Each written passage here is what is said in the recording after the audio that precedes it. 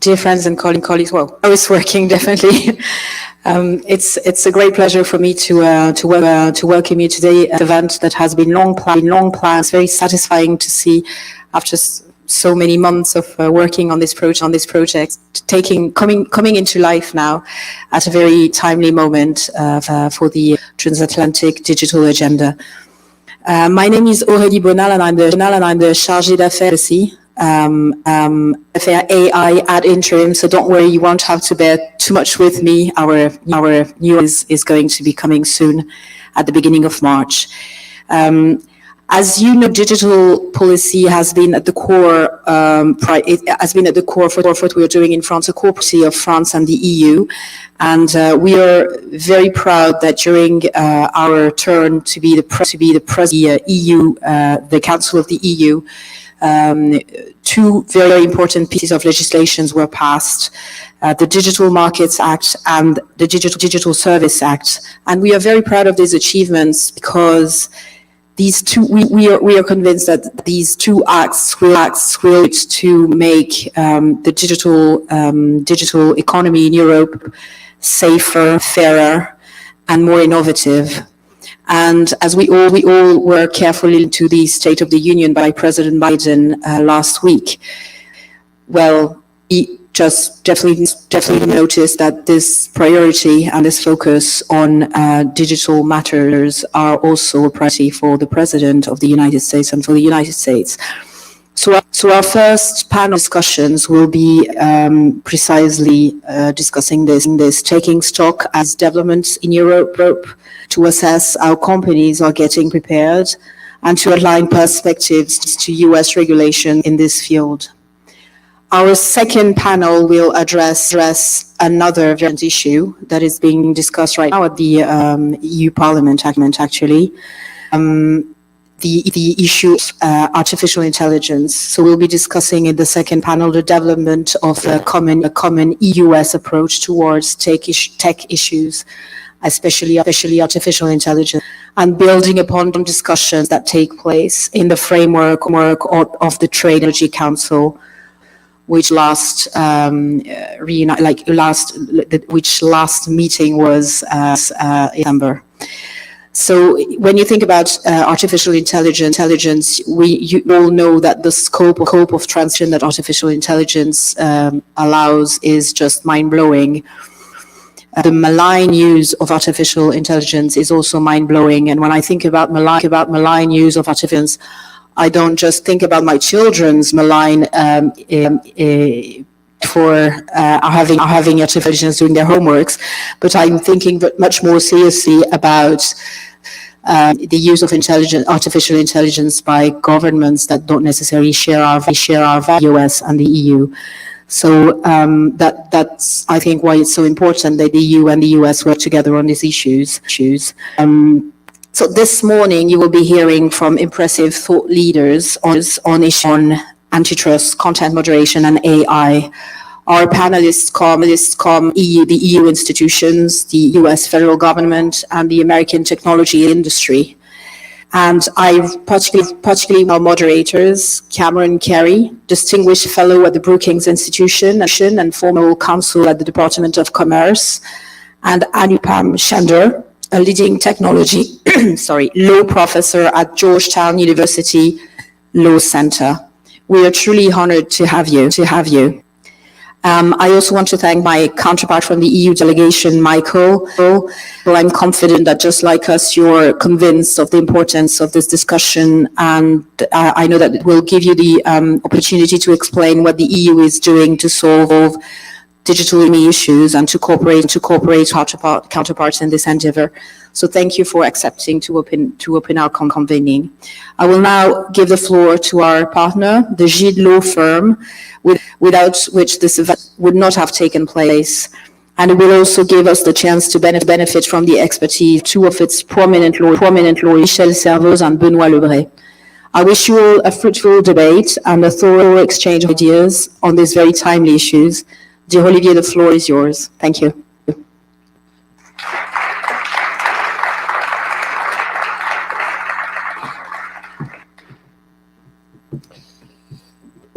Merci beaucoup, Madame la chargée d'affaires.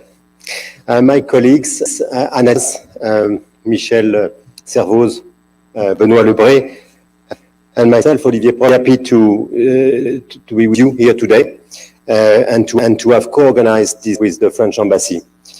It is a French law firm with a very strong European footprint. The Brussels office of Gide opened 10 years after the creation of European Union, European Community at that time. And that means our lawyers have been grown up among successive generations of European officials. The implementation of European law also requires a strong foothold in one or more member states. Naturally, Gide has this anchoring in France, but it also covers a remarkable national perimeter thanks to its European offices and network. Good morning, everyone, and just very quickly a few words to what in that really do is that we are assisting our clients in the implementation of all sorts of EU legal texts, and that of course includes those EU legal texts that have an impact in foreign companies, US that have an interaction or another with the EU market, and of course of those EU texts having an impact on foreign companies has been growing significantly over the very recent years. And of course, we will be talking today about the DMA and the SA, which are a good example of those new legal texts that we have been working on. Of course, others like the foreign subsidies regulation that just came in late last year, the public procurement instrument on reciprocity that is going to have a great impact as well. CBAM that we have been talking a few years and a lot of discussions between the EU and the US as well. Again, the list is broad.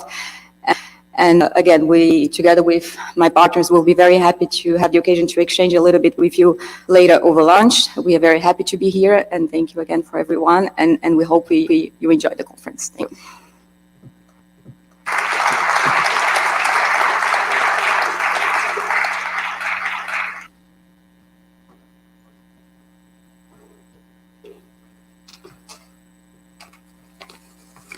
Bonjour, good morning, ladies and gentlemen, and happy Valentine to you all.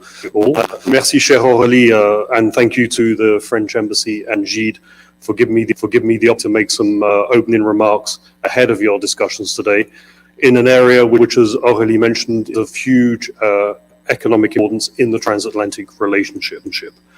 I feel company here today, joined by several current and former colleagues. Of course, of the current ones are Gérard de Graaf, the first head of our new San Francisco office dedicated to digital and tech, and Peter Fatelnik as the counselor for the digital economy at the EU delegation here in Washington, D.C.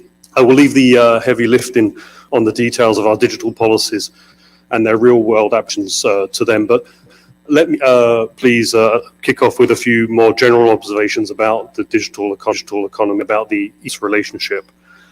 Although we have been anticipating an increasingly digital for decades, it is undoubtedly here, and we are in the midst of an immense transition, which has been accelerated by a global pandemic and the pace of innovation itself.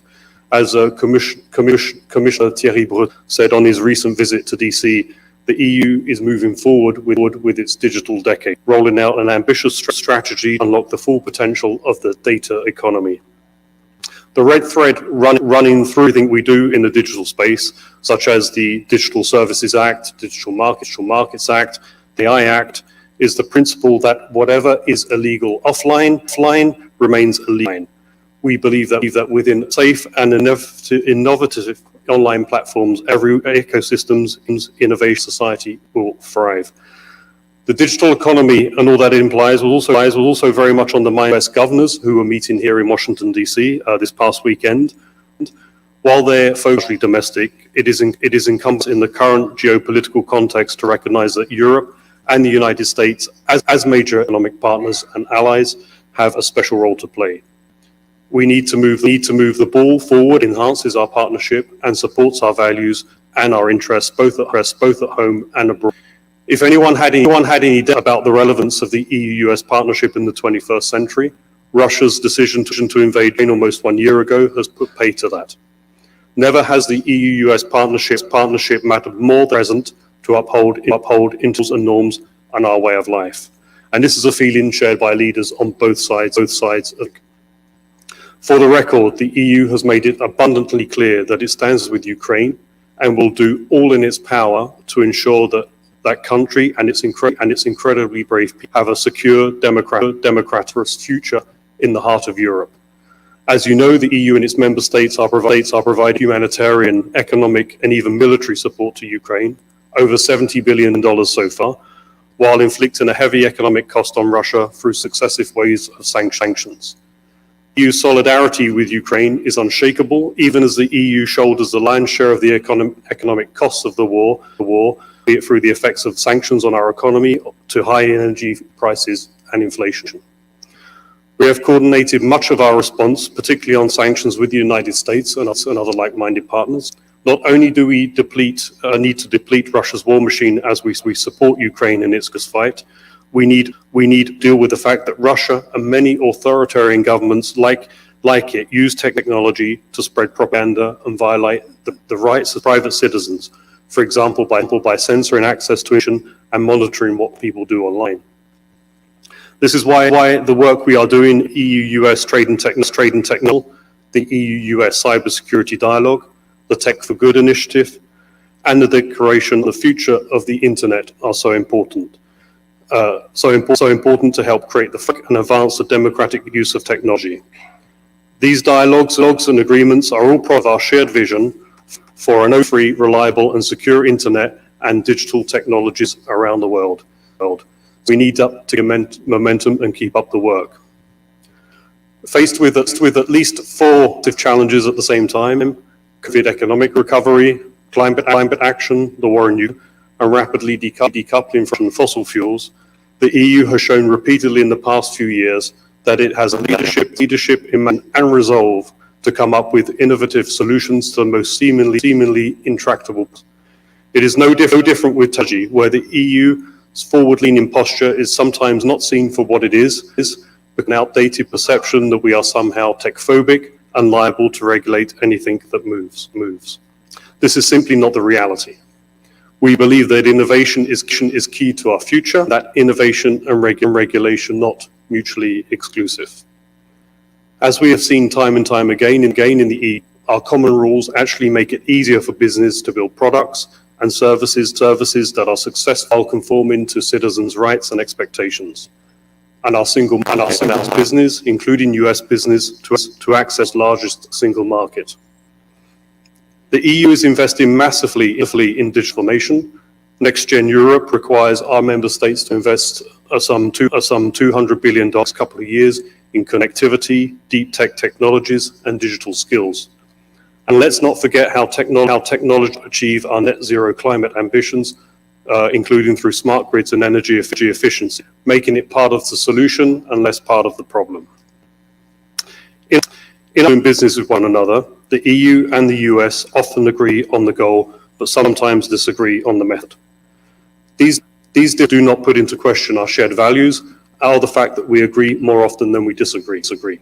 We can get things done, and we need to use the favorable wind at our back to ensure that the digital economy we are developing is fit for purpose, upholds our democratic values and systems, and helps other regions in the world with the they need to join the digital economy under fair conditions. How are we doing this? The EU's Global Gateway will make major investments in digital infrastructure development in third countries to boost their digital, energy, and transport sectors. Between 2021 and 2027, we and the member states will jointly mobilize up to $300 billion for these purposes. And in this regard, to promote sustainable investment worldwide, we are working with the US and G7 partners. And the administrative agreement on artificial intelligence, signed just 2 weeks ago, the US and the EU, and enhance the use of artificial intelligence to improve agriculture, healthcare, and the electric is also a very positive development. So with our leadership, Europe and the United States can digital transition in a way that empowers countries to better manage emergencies from climate change or disasters and build stronger democracies. And I think that is a win for all of us. So thank you very much for your kind attention and wishing you a great discussion this morning. Thank you.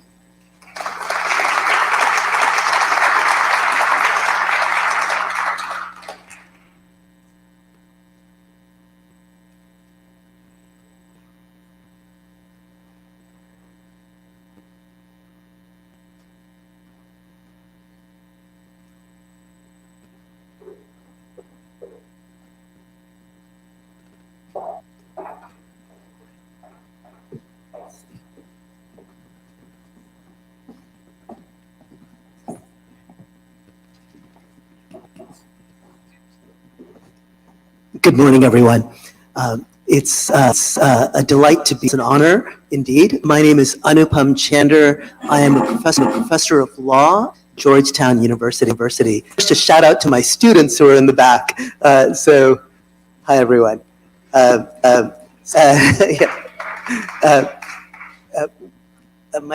students are so impressed. Them emailed me before he started law school, before he knew that he was coming to Georgetown. These are the kinds we have. So he also speaks Hungarian and lots of other languages. So it's been a delight to have students like the ones that I do.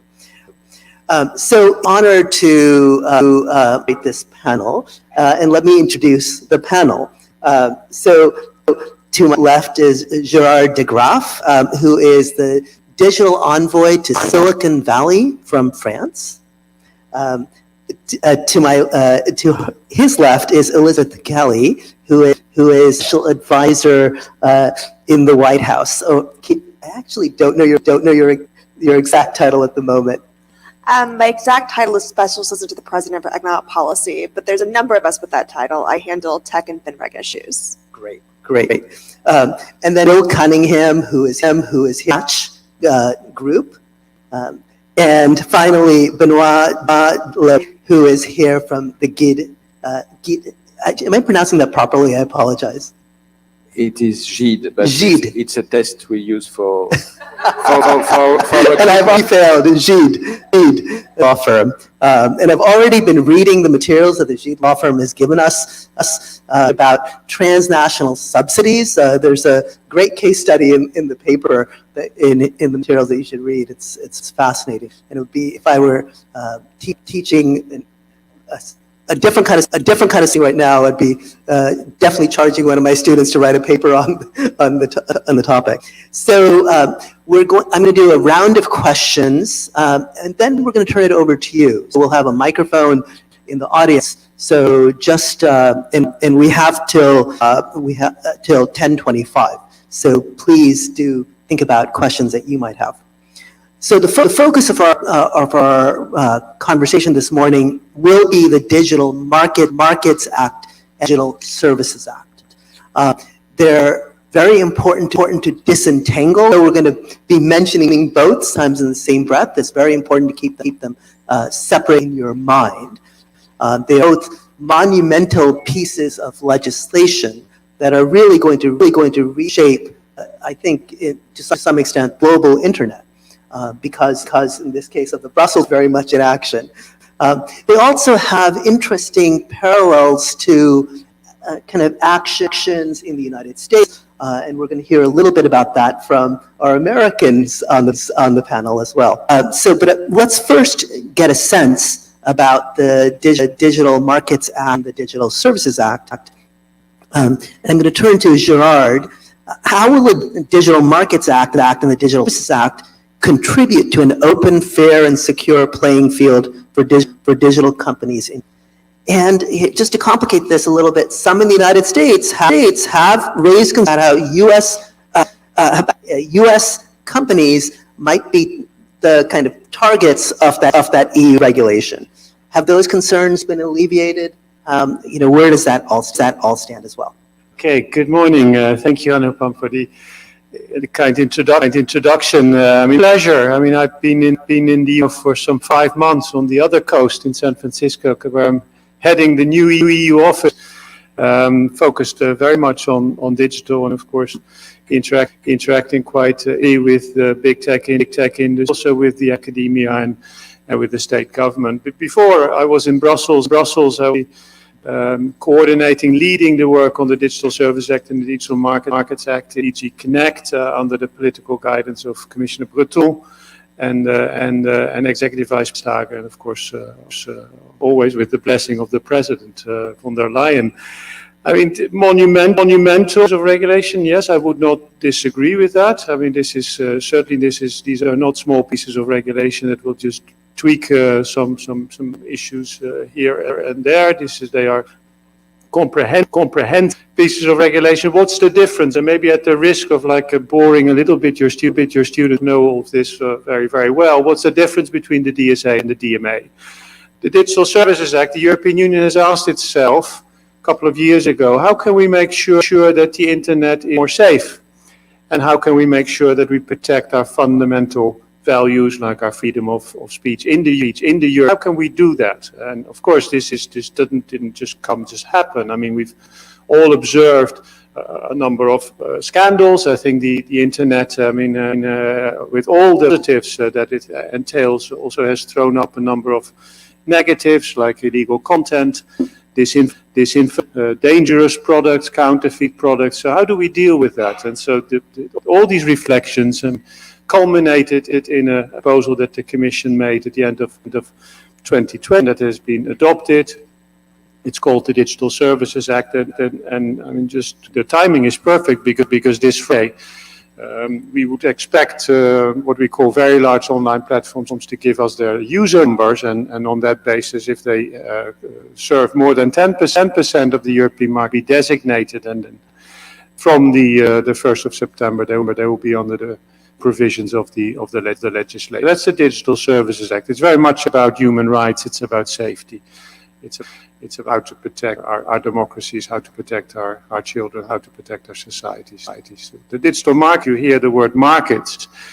I mean, in the internet, as you know, there is this network of the economy scale. So you see a lot of kind of companies that grow very fast and then start dominating the market, and to the point where it is very difficult to compete. They can impose their rules on kind of companies that depend on them. For example, party sellers that use marketplaces in order to sell their products to the consumers, or appers that need to develop app stores in order to get their apps downloaded by you. I mean, those type of relationships are asymmetric. And so what the European Union has this that there's a number of practices that we do not accept any in the European Union because we deem them to be unfair. We of course have a quite experience built up over the years with competition policy, but this is not competition policy. This is internal market policy. This is ex ante. So we basically define rules of the road, or do's or don'ts in the European Union. A number of don'ts, like, if you're a marketplace, you should not unfairly compete with those sellers that you are hosting on your market. You should not self-preference. You should not tie. So if you say, look, you can use my service, but you can only use my service if you use 3, 4, 5 other services, like my payment services. We think that. We also think that you should open yourself up to. And so we don't really like walled gardens. So, for example, if you have an app store, be able, I mean, the user should be able to download apps from outside of the app store, which is called side loading. So if you have an Apple device or a Google device, you should be able to download from other app stores. So there's a number of these, about 18 or 20, the do's and don'ts that have been laid down in the Digital Markets Act.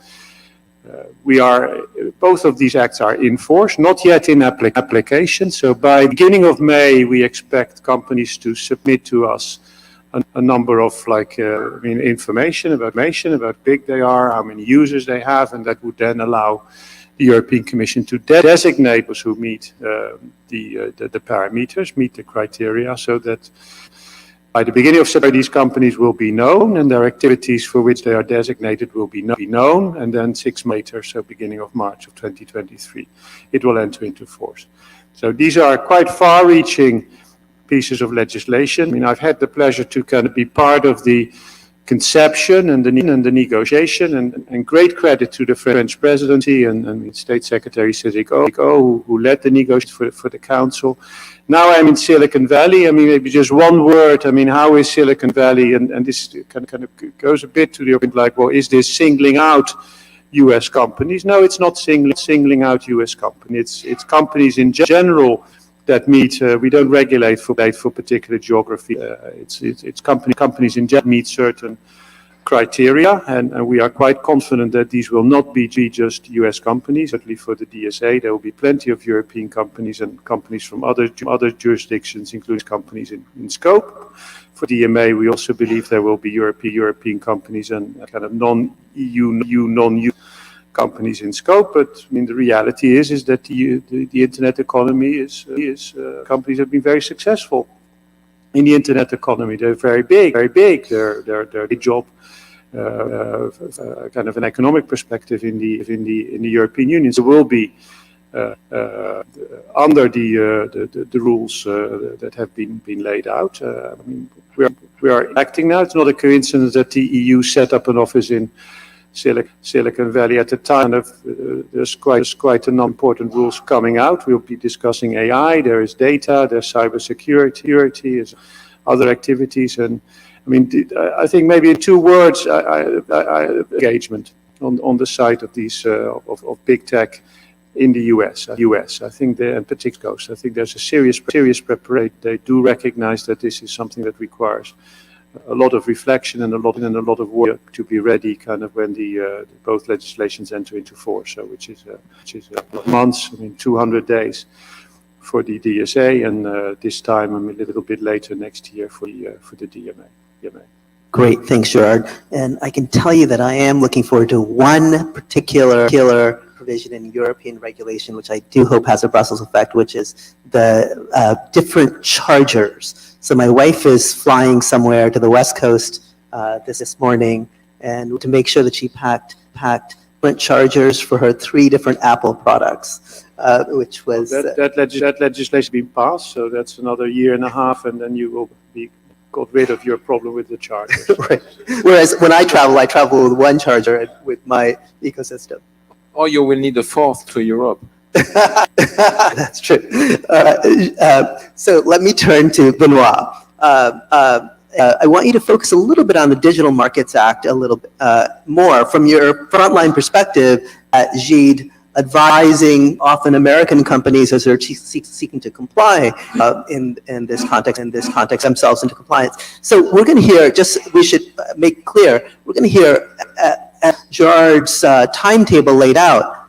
All this stuff is coming online now and in the next year. So really just tremendous amount of energy that companies in Silicon Valley, et cetera, are going to be undertake to bring themselves into compliance. So we're going to see the first, the monthly active users disclosed by companies. So this is going to be front page news soon, because we're going to get a lot of serious compliance, that will be taking effect in the next weeks and months. Benoit, so what kind of efforts will tech company implement to comply? What are the points of greatest resistance? Thank you very much. So first, to also answer your question on whether this is targeting a US firm, I have to say that although I'm heading the Brussels office of a French firm, we are very US neutral, and I'm very happy sometimes to present US firms and sometimes to represent complainants against any alleged breach of competition rules. Of course, you have also to that, and that's maybe the best case for European lawyers. Several occasions, large company, they bring complaints against other large US company on the European battlefield, sometimes because they expect the environment to be better, because it's a part of G linked to the specificity of the market. But these type of things occur right now on, I would say, a daily basis. So there is no specific the DMA. What I wanted to witness today is really the fascinating impact it has started to have on firms' behavior and legal strategy.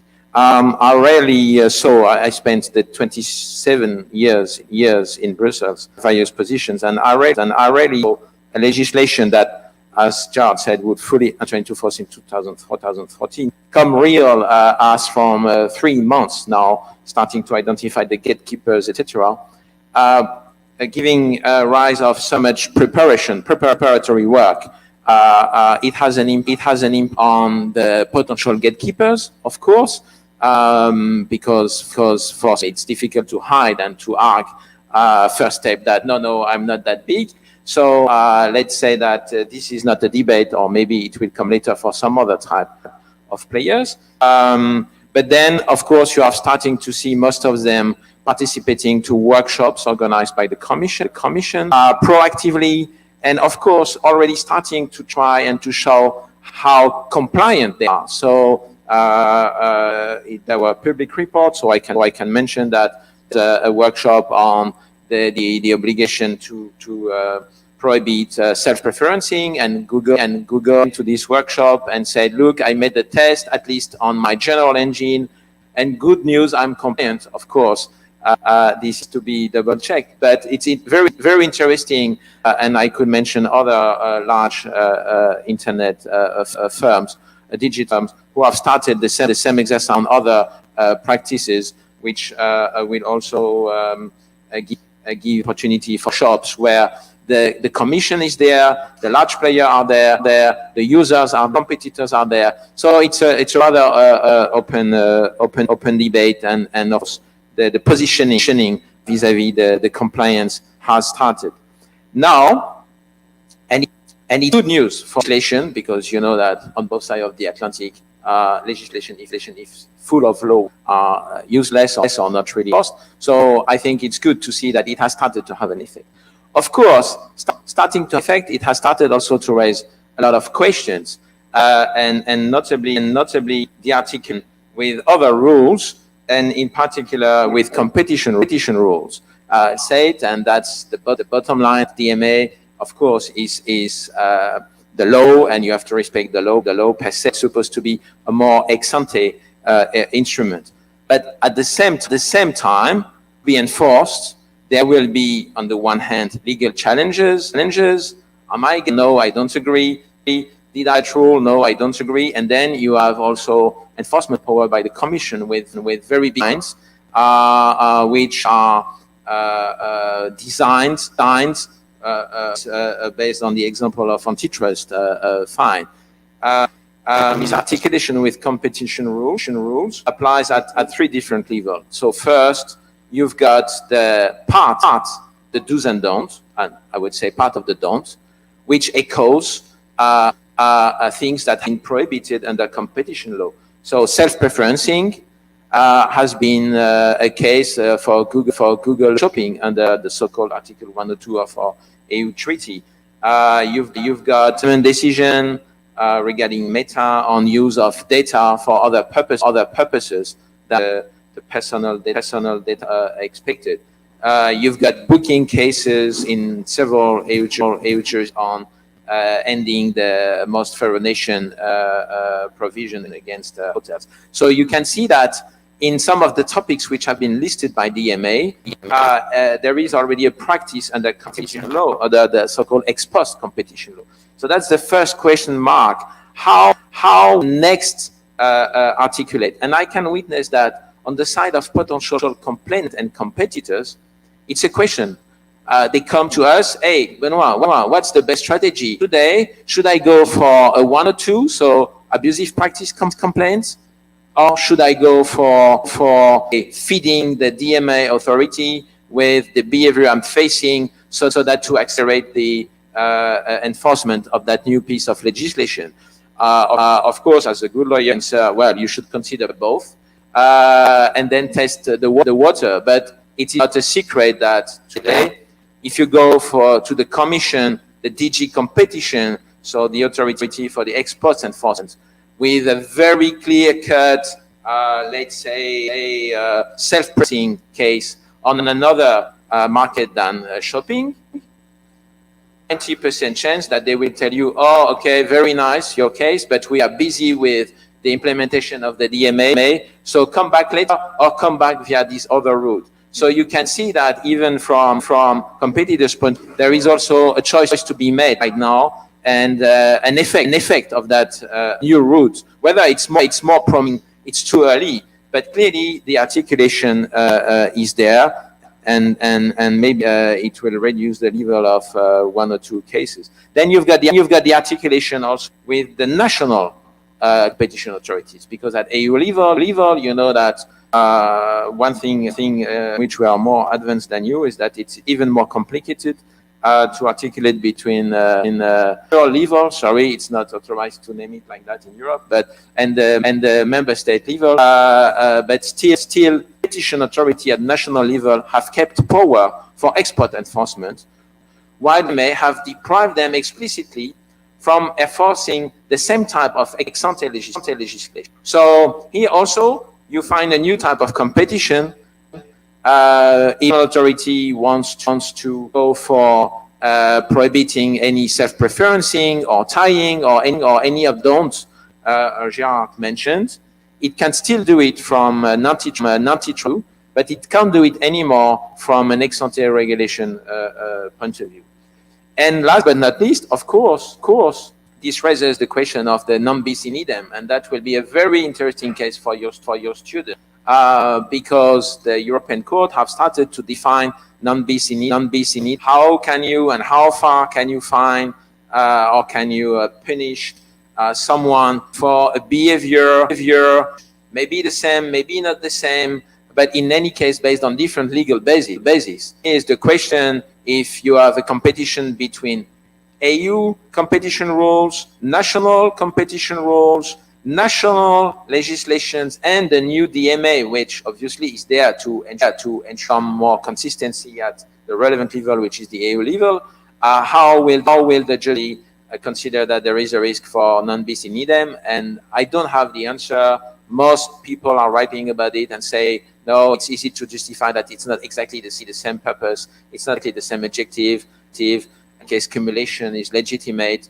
I'm not sure that the court, which is very sensitive to keeping our European culture and right, even when it is about punishing a very big company, it will end with that, but for good, there will be before the court. So you can see that enforcement has started, ladies and gentlemen. So be ready, run fast.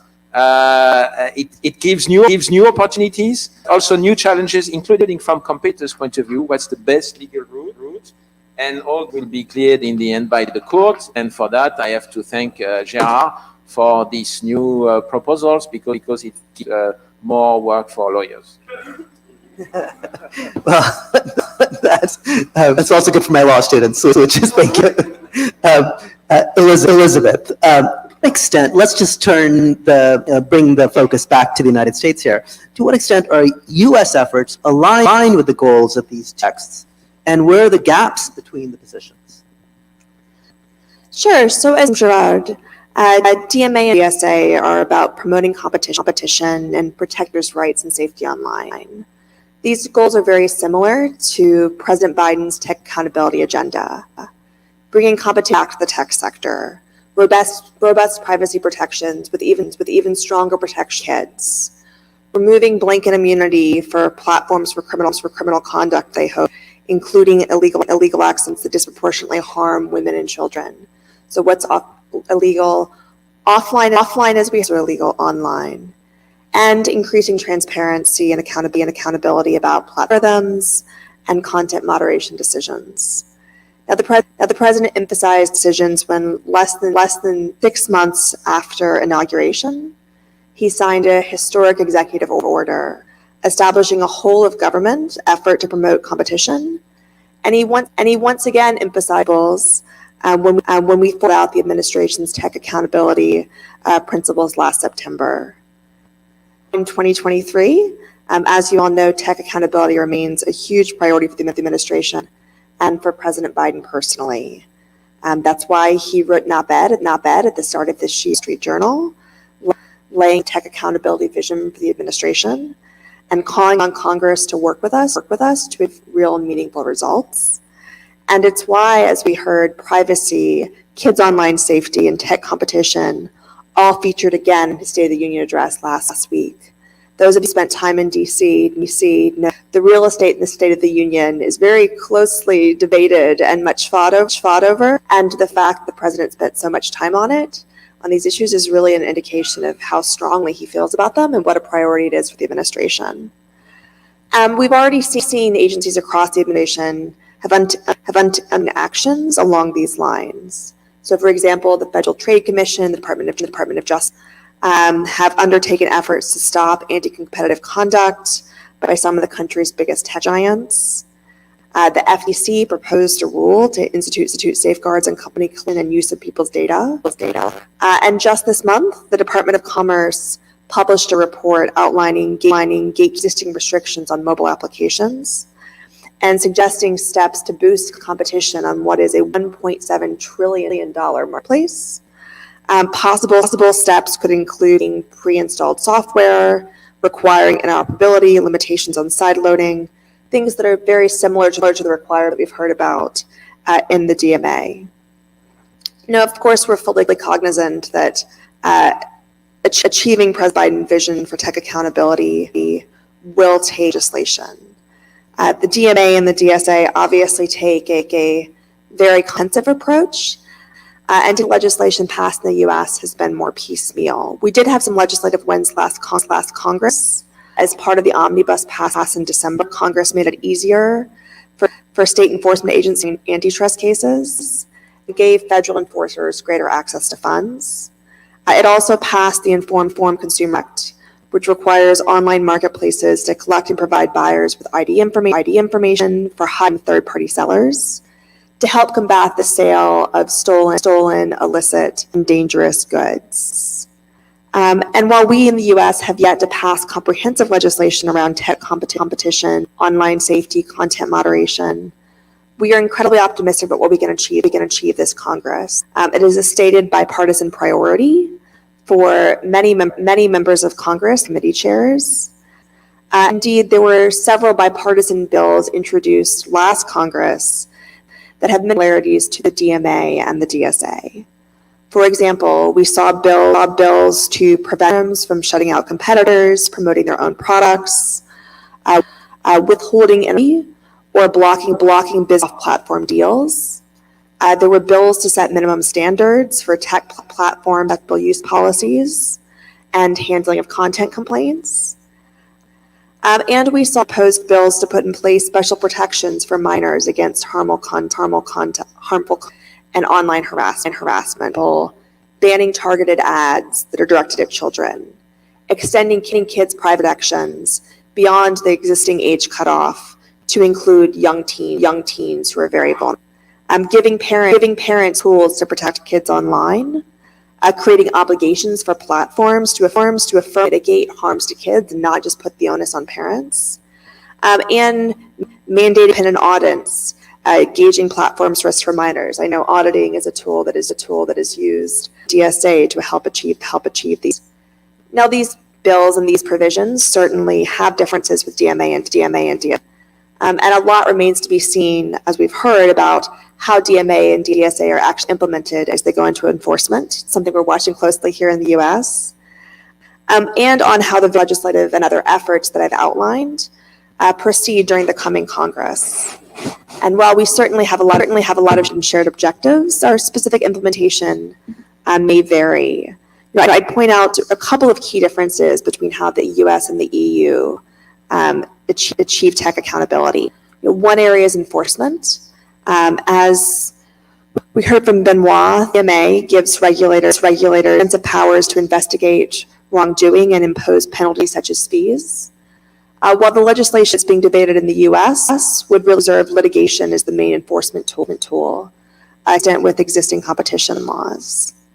A second area concerns effective approaches to freedom of speech, and implications for moderating online speech, although that's really more of a shade of gray than a stark difference. Protecting freedom of expression is a shared value for both of us. As you all here in the US, any efforts to regulate speech, whether online or offline, must operate within the First Amendment. And speech that is prohibited in some EU member states would be protected by the First Amendment here. So it's sort of an open question on implementation as well as around the bills coming down the pipe. All that being said, I think that both the administrative actions we've taken during the president's first 2 years in office and the legislative proposals under consideration in Congress are evidence of our shared value of our EU counterparts around competitions, users' rights, online safety, and present a lot of opportunities to deep collaboration in the coming months and years, given the focus both of us place on this issue. Great. Thanks very much, Elizabeth, for that very comprehensive set of responses. Will, I'm coming to you. You are an American corporation. You representing here is an American corporation Match. What is your position on the Digital Markets Act and on U.S. antitrust initiatives?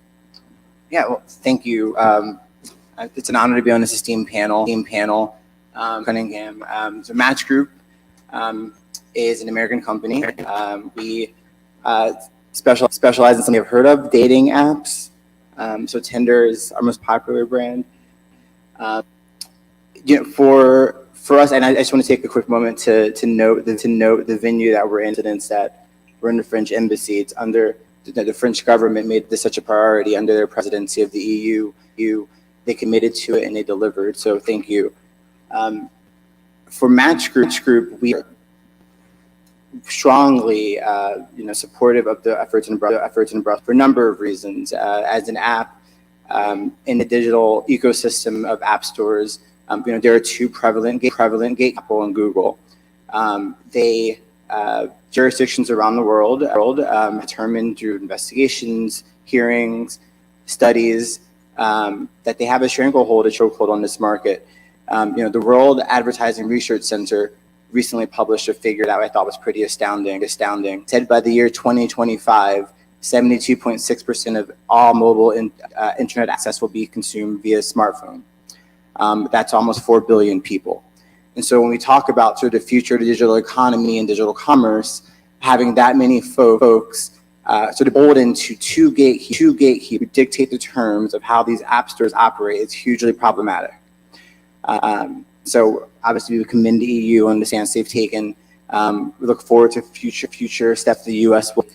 As Elizabeth noted, we are very, very proud of the Biden administration and this. And to your point about the State of the Union, that real estate is really valuable. Since 1979, has an American president used the word antitrust in the State of the Union speech? Half a century. So just goes to the point of how salient this issue is in the U.S. of that the White House places it. And the Biden administration has taken a number of steps to sort of demonstrate their commitment to this issue. Then with the Commerce Department 2 weeks ago, Elizabeth noted, the Agency of Commerce, Telecommunications Information Administration issued a report. We were happy to be one of the stakeholders that spoke to the agency regarding how the App Store is operated behind. We saw, I've just noticed the USTR, for instance, an ambassador recognizing that the real national interest for America lies in global competition, creating opportunities that spurs innovation. When it comes to the digital apps in particular, sort of the benefits that corporations, it's not exclusive to corporation benefits that we will see. I like to frame this as a win for consumers, developers, and what I mean by that is sort of the provisions 5 and 6 of the DMA clearly line sort of how this can play out in digital commerce, the burden of developers, and the instance of Match Group, for example, that will look like it it would look like we're a company operating the way any company is allowed to freely operate with autonomy of how they set their prices, how long their subscriptions can be, how they can freely communicate with their users. These are all things that any company brick and mortar company can freely do. But when you're these gatekeepers, you're following their terms, and so we can't freely communicate with our users about it. Why can't we? Well, because that's the mechanism by which the gatekeepers assess fees and commissions. So we tell them about discounts that ultimately alters the bottom line of the gatekeeper. The DMA for alternative in-app payments. Right now we're beholden to proprietary systems of Apple and Google. That is the main mechanism by which they assess up to 30% commissions and fees. So we talk about a lot of these,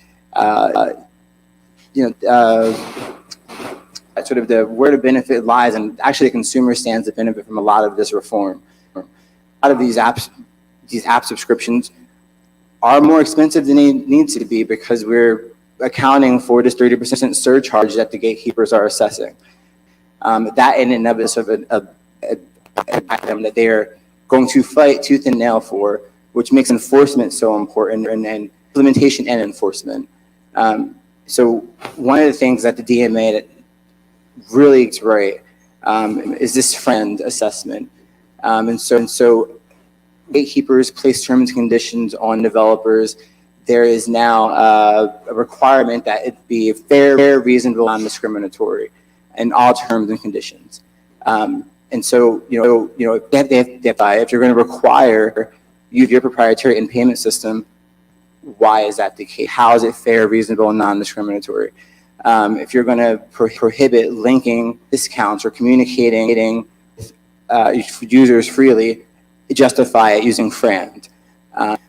So we look sort of playing out, and we'll continue to monitor that. But we do think the landscape is very promising thus far. I think it's just really important to note how how paramount it is for actual enforcement. Because I think we've seen jurisdictions, in South Korea, for instance, they passed the first banning proprietary use of in-app payment systems. This first reform of how app stores operate, and it just flouted, just completely ignored. And we just cannot. The EU should tolerate this obstruction of the rule of law. And so, forward to those continued conversations, we thank the French government for their role thus far, and look forward to an incoming Spanish presidency that continues strong enforcement. Great, thank you. Well, I'm going to come back to Gerard, and then I will to all of you. So Gerard, how will the DMA, continuing with that theme of the DMA right now, foster innovation in the EU? How will the DSA also securing the online space, themes that both you and Elizabeth opened with?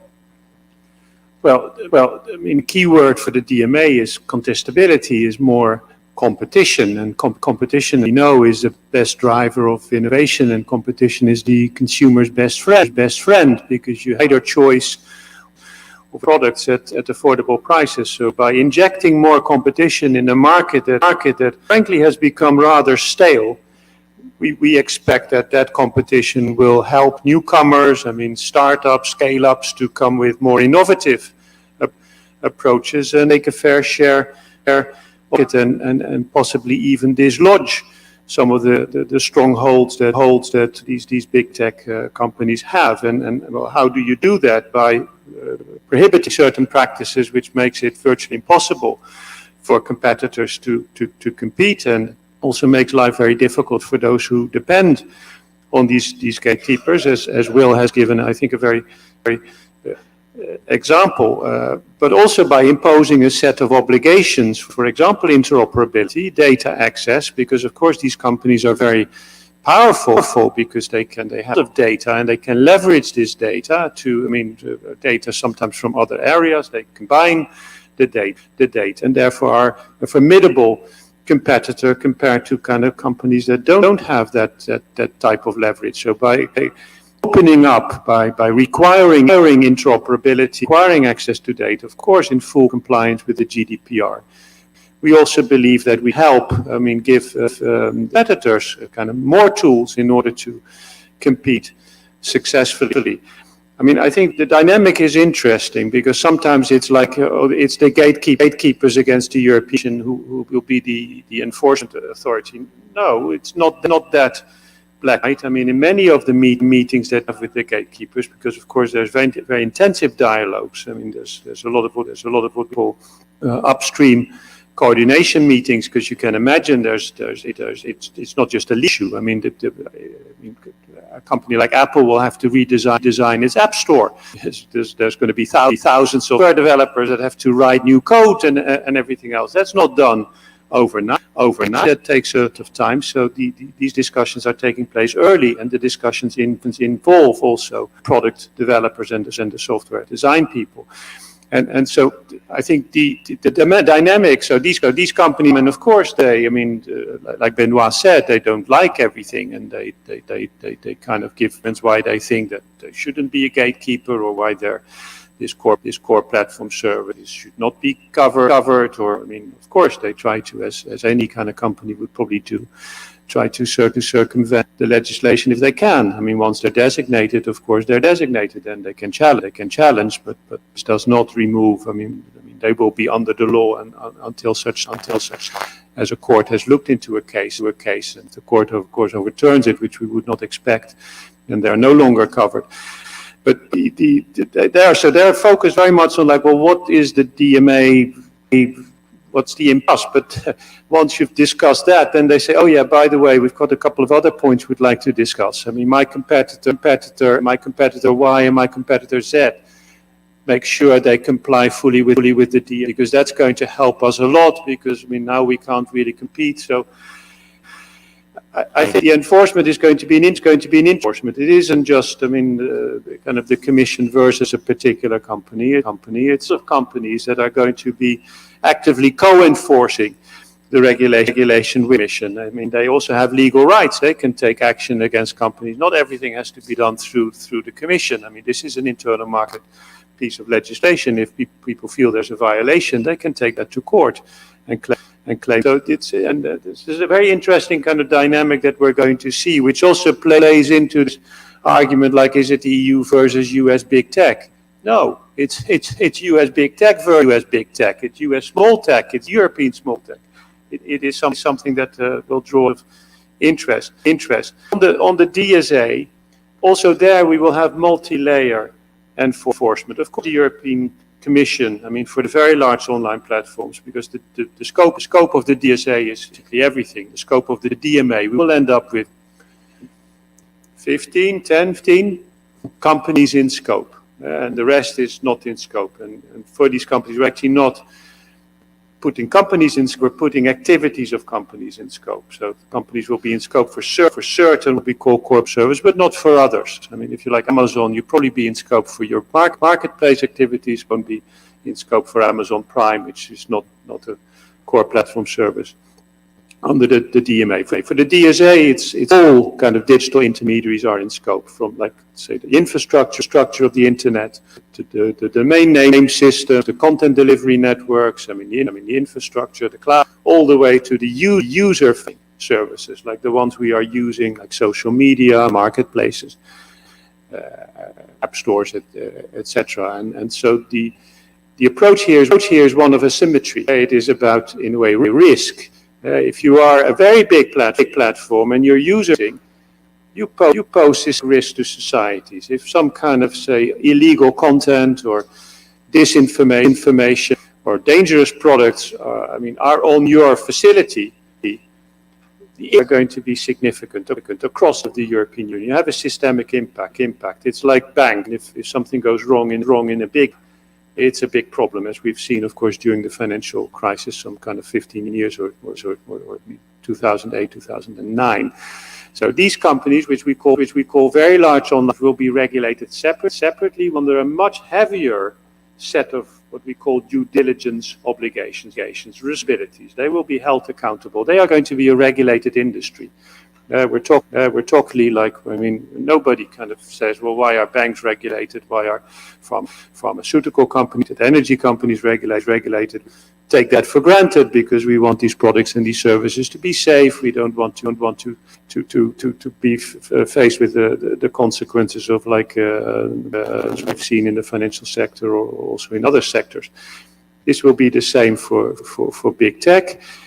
It is going to be more because, of course, at the end of the day, it's the Commission, because that was a decision of Council and the Parliament, because the way enforcement works at the moment, it's the country of establishment. So mostly it's Ireland, it's Luxembourg, and to some extent it's Netherlands. Here, the Council and the Parliament in the negotiations are so important, they're so big, they need to be supervised by the European Commission. But this is also, I mean, we talk a lot about the hard work that these companies are doing in order to get ready for compliance. Well, I can tell you there's a lot of hard work as well in the Commission to get ready for becoming the regulator for the very large online until very recently. Now, of course, with the stock exchange, it's a bit different. These were seven of those richest companies in the world that kind of the European Commission would be regulating. So that's going to be a very important task. But there is going to be, I mean, there will be notice and action. All of these big platforms have to put notice and action systems in place with dispute settlement problems. So if you see something on a website, on a facility of these very large online, you think it might be illegal or whatever, there's a counterfeit, you can notify that. Company will have to deal with it, and by getting this is the kind of what we call the conditional liability exemption in the European Union. They've just been told there might be something illegal on their website or something that is potentially dangerous, and that makes them liable unless they take expedited act. This is the way, and it's not Section 230 that, frankly, as a platform, you're generally not liable. In the European Union, as soon as you know about something that might be kind of illegal on your facility, you are potential. I mean, you lose your liability exemption. So this is all of us. We have a role in making this piece of legislation work. Access researchers to data. I mean, we don't know a lot about how these platforms work. How do these algorithms work? How do they do their content moderation? We will know a lot more. There's going to be reporting. There's going to be risk management. Research, very important role to look out and see what's going on.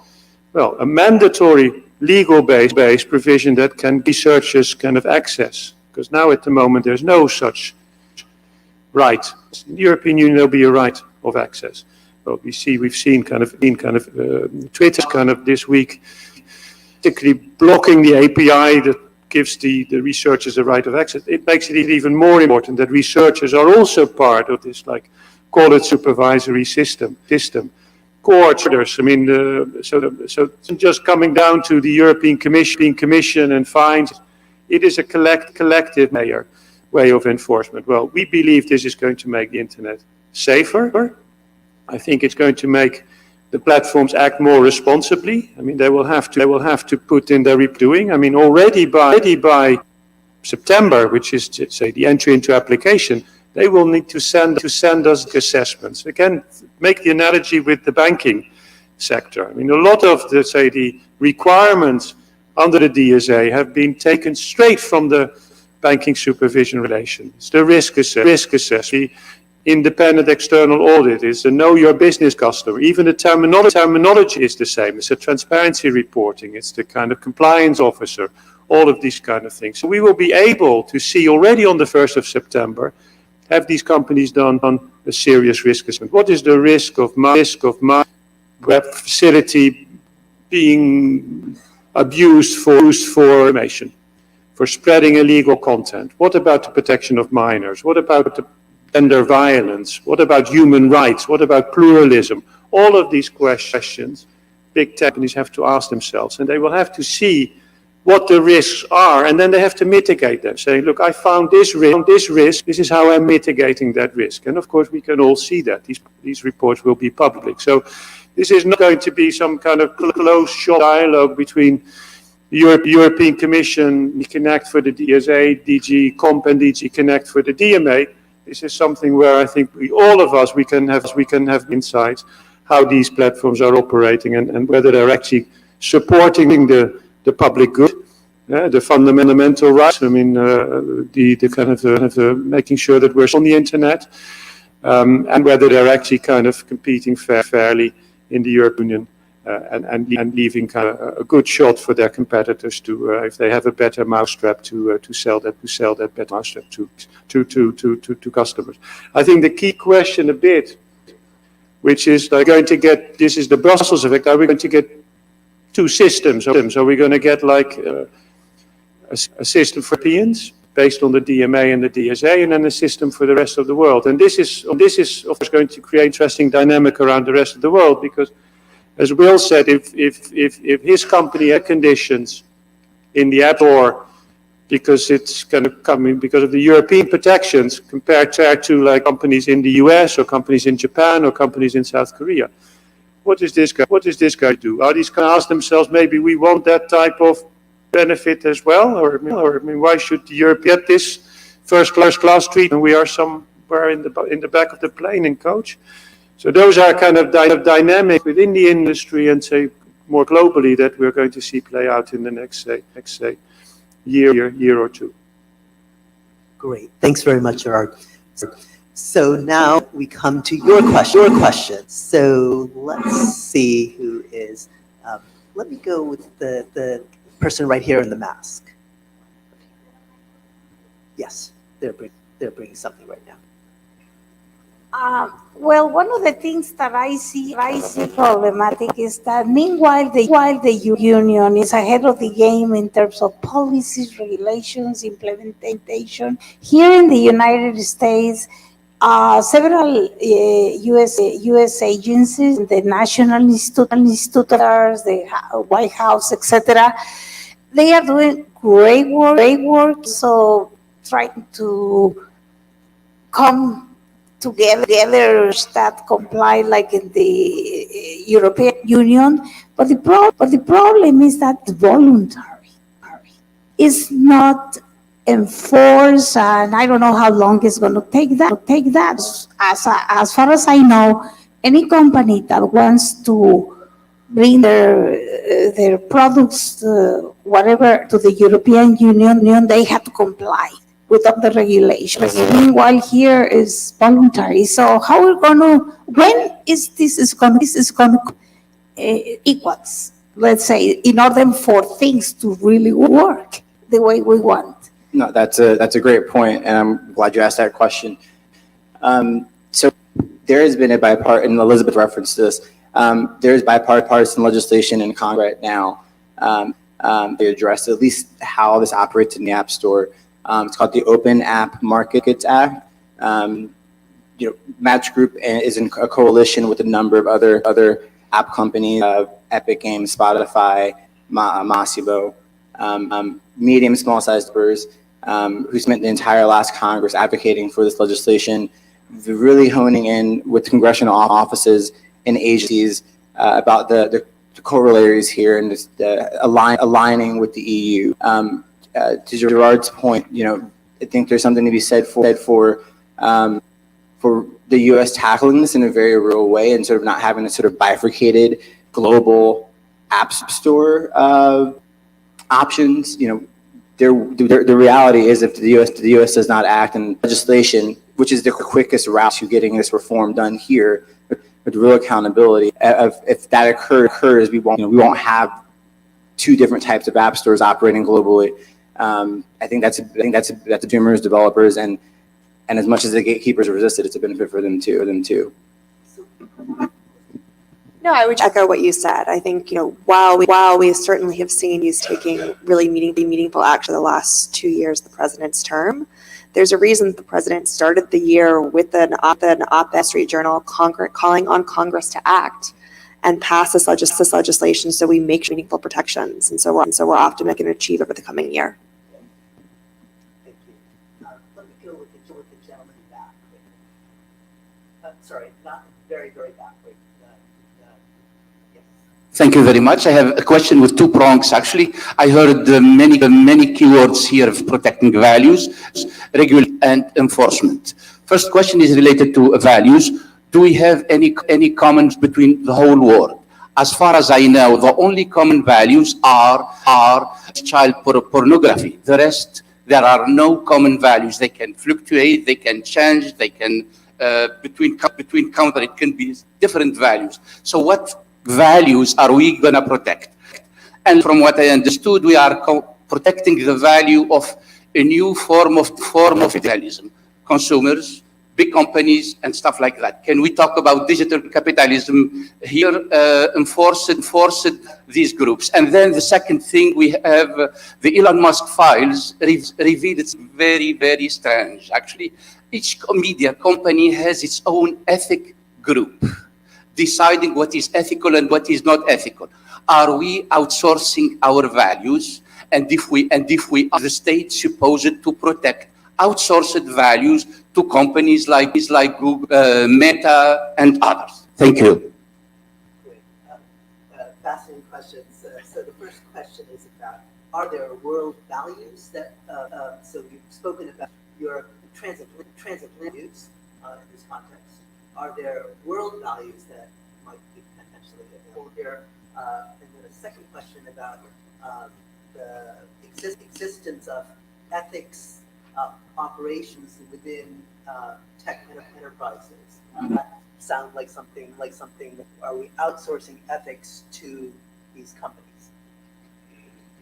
Well, I mean, as democratic countries, we have, we're based on fundamental rights. I mean, in the European Union, we have the Charter of Fundamental Rights, which is an integral part of the treaties, and they include the freedom of speech, the right for the protection of your life. I mean, data protection is a fundamental right. There's a whole range of fundamental rights, many of which we will share with the US.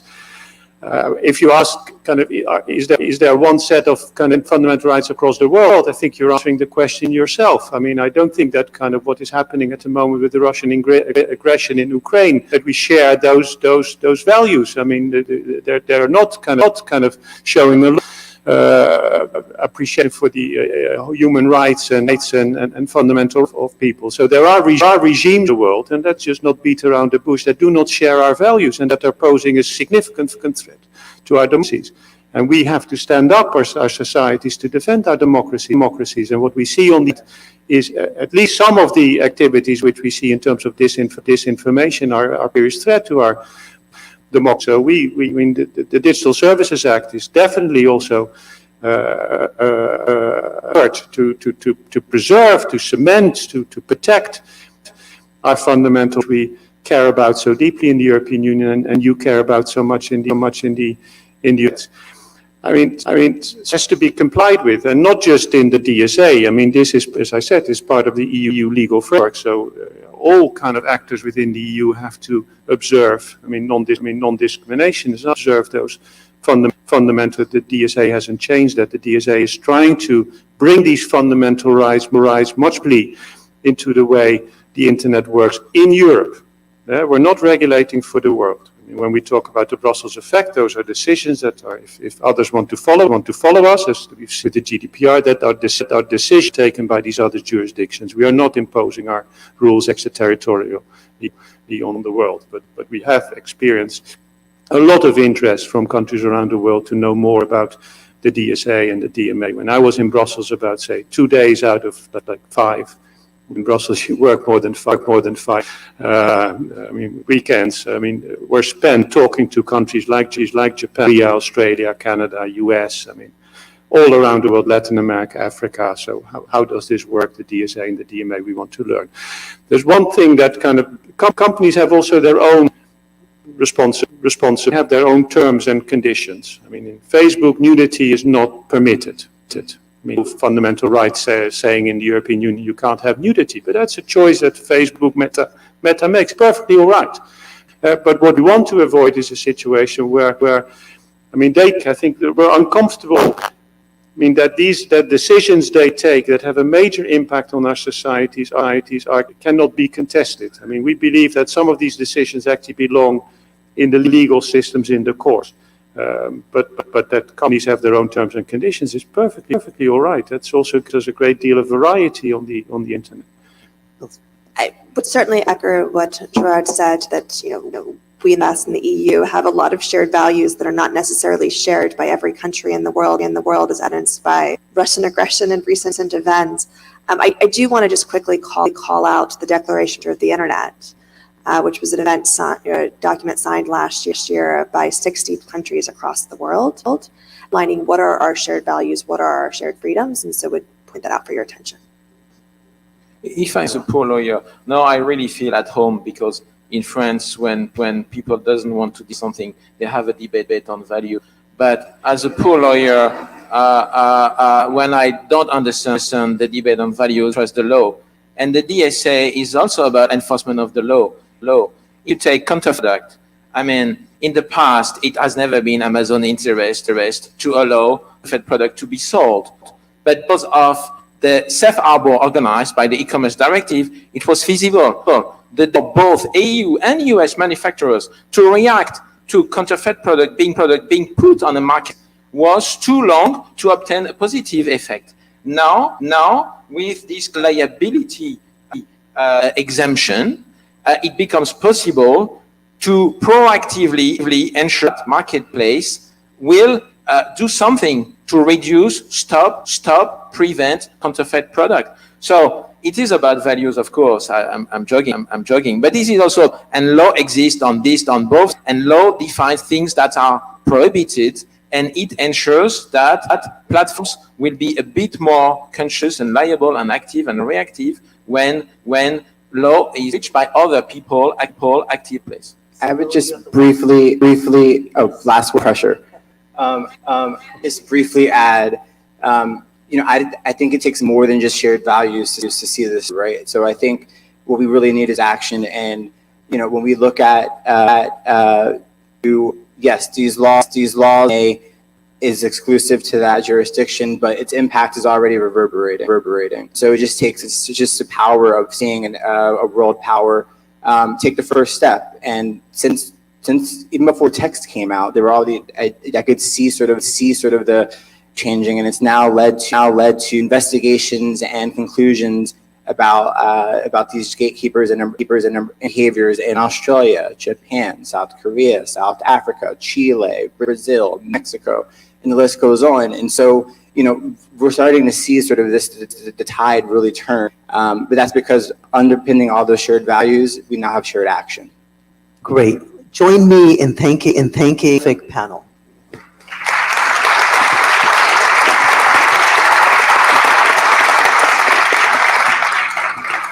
Thank you very much. So everyone, now we have time for a break, for some coffee, and then we'll be back here at 11. Thank you.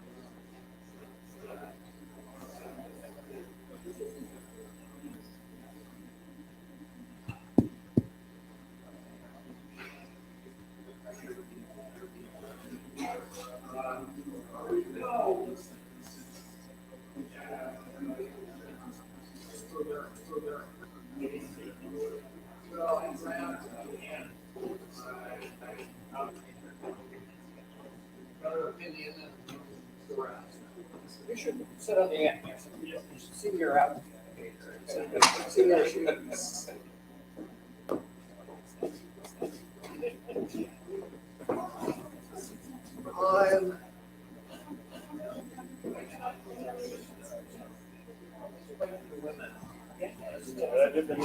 Over there.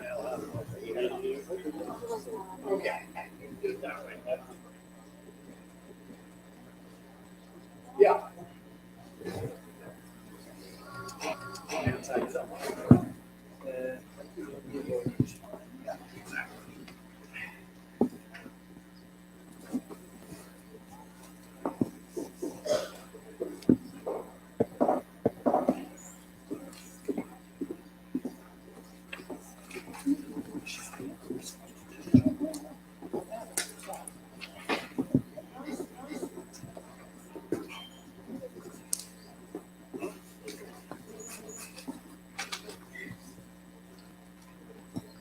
Welcome to the second panel, and I leave the floor to Mr. Kerry.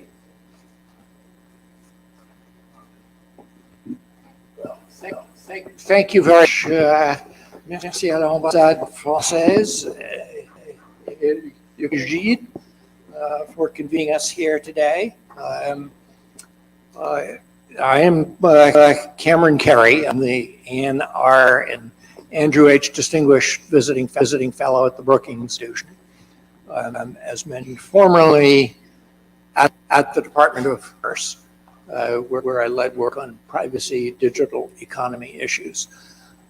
In a very different time, what we face today. For much of the time, and there as only the number 3 official in the Department of Commerce, for much of the time vacancies, number 2, and briefly number 1. I was the senior person in the U.S. government really dealing with digital issues, European Union and other trade partners. Today, as we've heard, it's the President of the United States. It is the President of the European Union. Issues being handled at those levels and the globe. And digital issues have important in every multilateral forum. And certainly what we see coming out of the digital policy on both sides of the Atlantic gets reflected in the trade and technology catches, dealing with the issues in a very concrete way. When I was at the Department of Commerce, the Transatlantic Trade and Investment Partnership discussions were underway. They were asked to try to deal with regulatory harmonization. And to some extent, it was over those issues that agreement found. We have a lot more in the way of concrete progress coming out of Technology Council. And that, I think, reflects in significant part that many of the issues that forum is dealing with are new issues, cutting edge issues of technology where we have not only values in common, but policies and interests in common around the globe. And nowhere is that as true, I think, as with artificial intelligence. Is a rapidly developing field. We were just having a conversation during the break about how much that has changed. In 2013, I joined as a visiting scholar at the Media Lab at MIT. The big machine learning, artificial intelligence problem that people were focusing on then was the cat problem. Image recognition, understand a fuzzy image of a cat and make the leaps it could do. Well, with the development of transformer technologies, of much larger databases, we are seeing now the emergence of foundational models, large language models, image, art, and proteins. So many. You to extract information from so many different kinds of data. The Trade and Technology Council is really taking on some of the hard issues, and we're going to delve into that, lay out a little bit just sort of the landscape of developments that this is trying to bridge. And then our panelists will elaborate. The U.S. Has been working on artificial intelligence policy. The Obama administration, which issued a 2016 report, and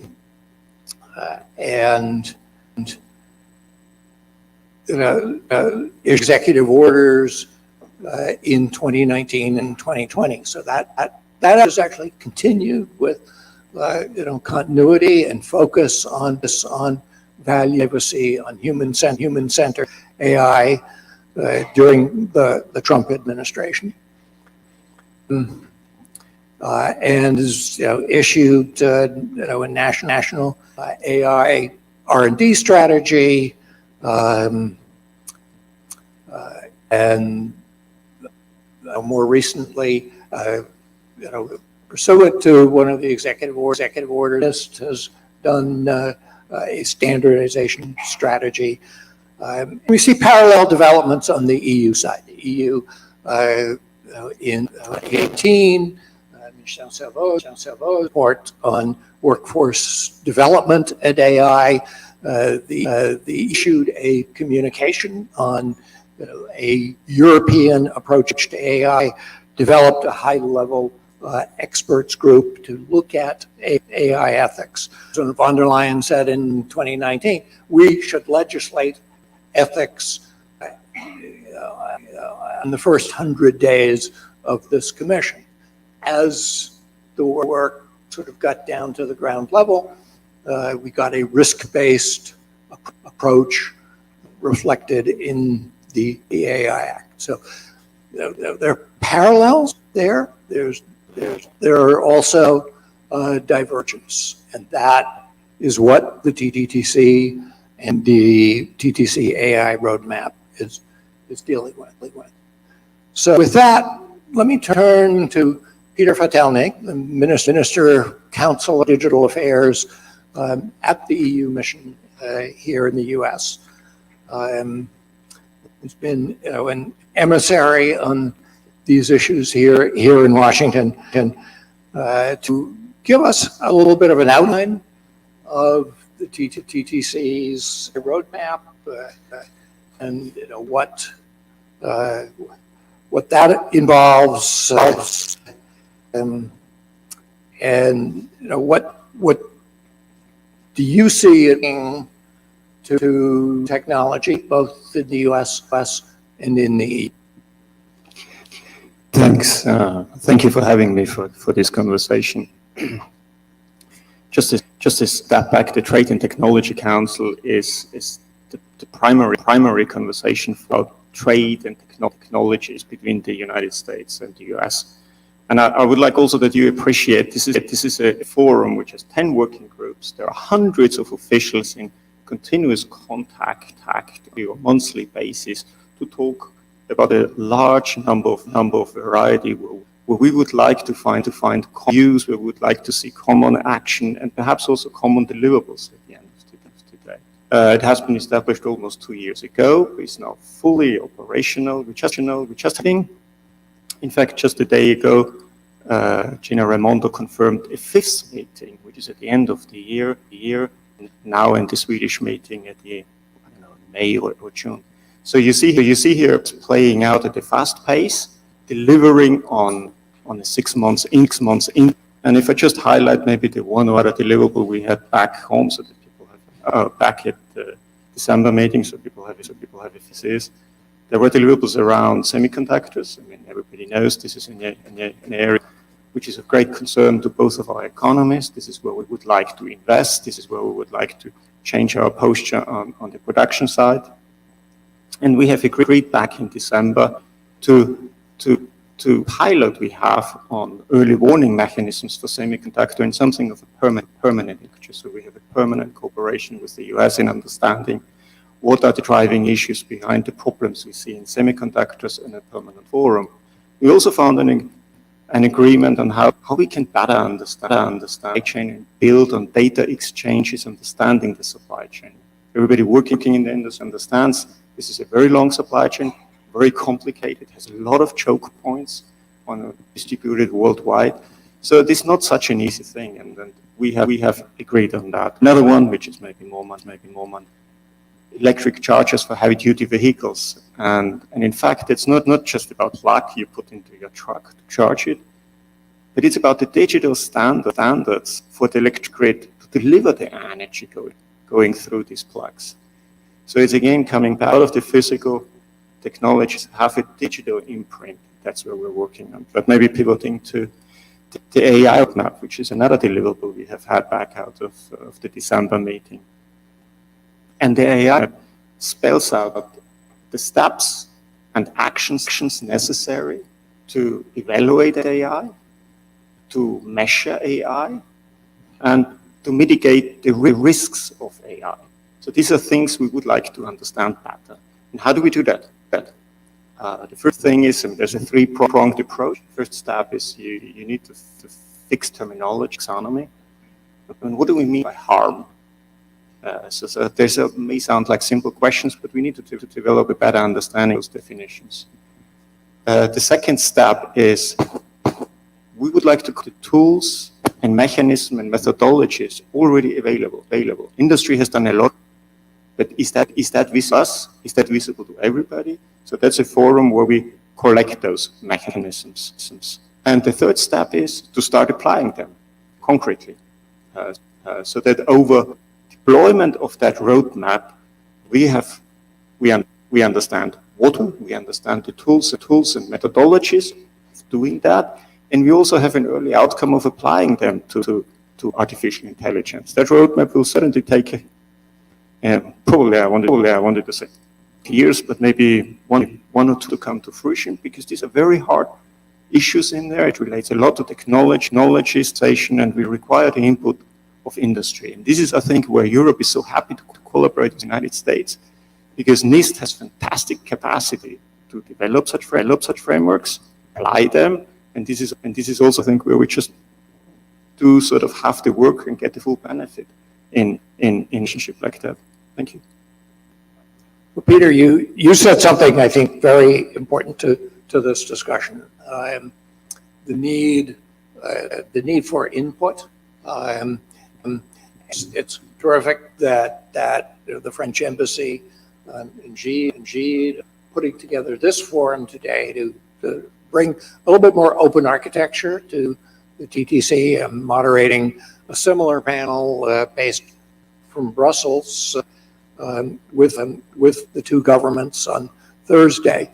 I think we need much more. My experience has been that the technology cannot develop without reference to law and policy. Law and policy need to understand the technology too, and it's really through the sort of multi-stakeholder efforts that NIST really leads in the science and technology area that we see that developed. So Elham Tabasi here today. She leads the artificial intelligence work at the National Institute of Standards and Technology, the NIST. You're not supposed to a favorite child, but I think NIST, I have to say, is probably my favorite agency at the Commerce Department. So, Elham, talk a little bit more about the Trade and Technology Council, and how it can deal with some of the divergence. Affair talked about the perception that the EU will regulate anything that breathes. The EU will regulate in ways the United States will not. But there are ways that we can achieve interoperability. How can the TTC do it when it comes to AI regulation? Thank you, Cam. Thanks for having me. Thanks for the kind words about NIST. I too agree that NIST is a wonderful place to live, and we have a lot of all of these activities. About the TTC and the AI efforts within TTC, particularly around the joint roadmap, and thank you very much for that wonderful summary on what's happening. I think it's fair to say that both sides, or maybe even across the globe, what we need is scalable, science-based approaches to trustworthy, responsible AI that serves all people in equitable, responsible, beneficial way. And basically the gist of the roadmap underscores the importance of approaches either in EU or US that are science-based, they're based on international, they are based on validated metrics and methods, based on the shared terminology and taxonomy. And this is what I believe, that despite the different regulatory regime and the policy and law, at the end of the day, what we need to agree on, and it's going to be really important to agree on, what it is that we want to measure. When we talk about trustworthy and responsible AI, what constitutes trust? What we mean by trustworthy? When we talk about risk and risk-based approaches, what we mean by risk, and what based approaches, and what are the differences and similarity on those risk-based approaches. So that allows us to be grounded on the understanding, a shared understanding of what it is that we want to measure. As it was discussed, trustworthy AI systems to be certainly valid and reliable. And there was mentions of the AIRMF in the previous panel, and AIRMF outlines approaches for understanding and measuring this traditional just for accuracy, validity, and reliability, but also importantly, socio-technical approaches such as understanding and managing bias, interpretability and explainability, safety, privacy, enhanced security of AI systems. It's important to have a shared understanding by each of them, so that we can start working on methods and methodologies for them. And having clear, implementable, technically sound, scientifically valid standards can ground all of these law and policy discussions into science-based, scalable approaches for understanding and risks. And that's what the TTC work through the three working groups that Peter mentioned is trying to. Their ambitious plan and short-term and long-term objectives and deliverables out in the joint roadmap, which to get there, we need the input and contributions and engagement of all of you of the AI community, from technology developers, but also sociologists, cognitive scientists, definitely experts in law and policy, be able to get there. Quick question, Elham. I want to pick up on something that Peter Fotelnik said about just the level of engagement in the TTC and the frequency of meetings in the various working groups. So often are you meeting? What does that look like in the AI work? So there are this is the way that right after each TTC we meet something maybe bi-weekly, but close to the next TTC meeting we are meeting multiple times a week. So it's fair to say that the are quite often and kind of purposeful and delivering what we had to deliver. But I think your question gets into broader engage the whole community and not just the EU and US side that have their hands in TTC. And in development of the joint AI roadmap, stakeholder engagement was part of the previous joint statement. While we didn't have enough time or as much time as NIST likes to do other engagement the way we did with AI RMF, we definitely send it out for comments. Going forward, at least from the NIST point of view, I think it would be very wise to do make engagements in our Q&A series to get inputs. Well, that's an impressive rate of conversation that's, I think, unusual in the international arena. Next to Elham, we have Jordan Crenshaw as Global Policy Director at the Chamber of Commerce. I guess you're here today representing all of U.S. industry. Well, we have a startup. It's a lot of pressure. Maybe next to you. I'm mixing up her former EU hat, her U.S. hat. So, Jordan, talk a little bit about just the TTC from the perspective of the chamber, and particularly what do you look for in what would you like to see in terms of alignment between the U.S. and the EU when it comes to AI? Yeah, thanks, Cam. And actually, I lead our domestic tech policy center at the chamber and work with our international team over there who does a fantastic job. But I think in terms of what industry TTC, it's a very good that stakeholders are coming together. We think that all stakeholders, including business and government, should be covered to discuss critical issues, particularly emerging tech. I think we heard a little bit on the roundtable earlier about countries that may not necessarily transatlantic values, and they are charging ahead to try to outcompete both Europe, United States when it comes to developing AI, and they may not be doing it in the most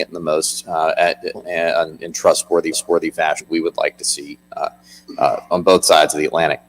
And one of the reasons why I think that it's critically important, and the business community does, that there is a renewed urgency to work together, to come together, hold meetings to ensure that we begin a partnership, develop shared values between the United States and Europe.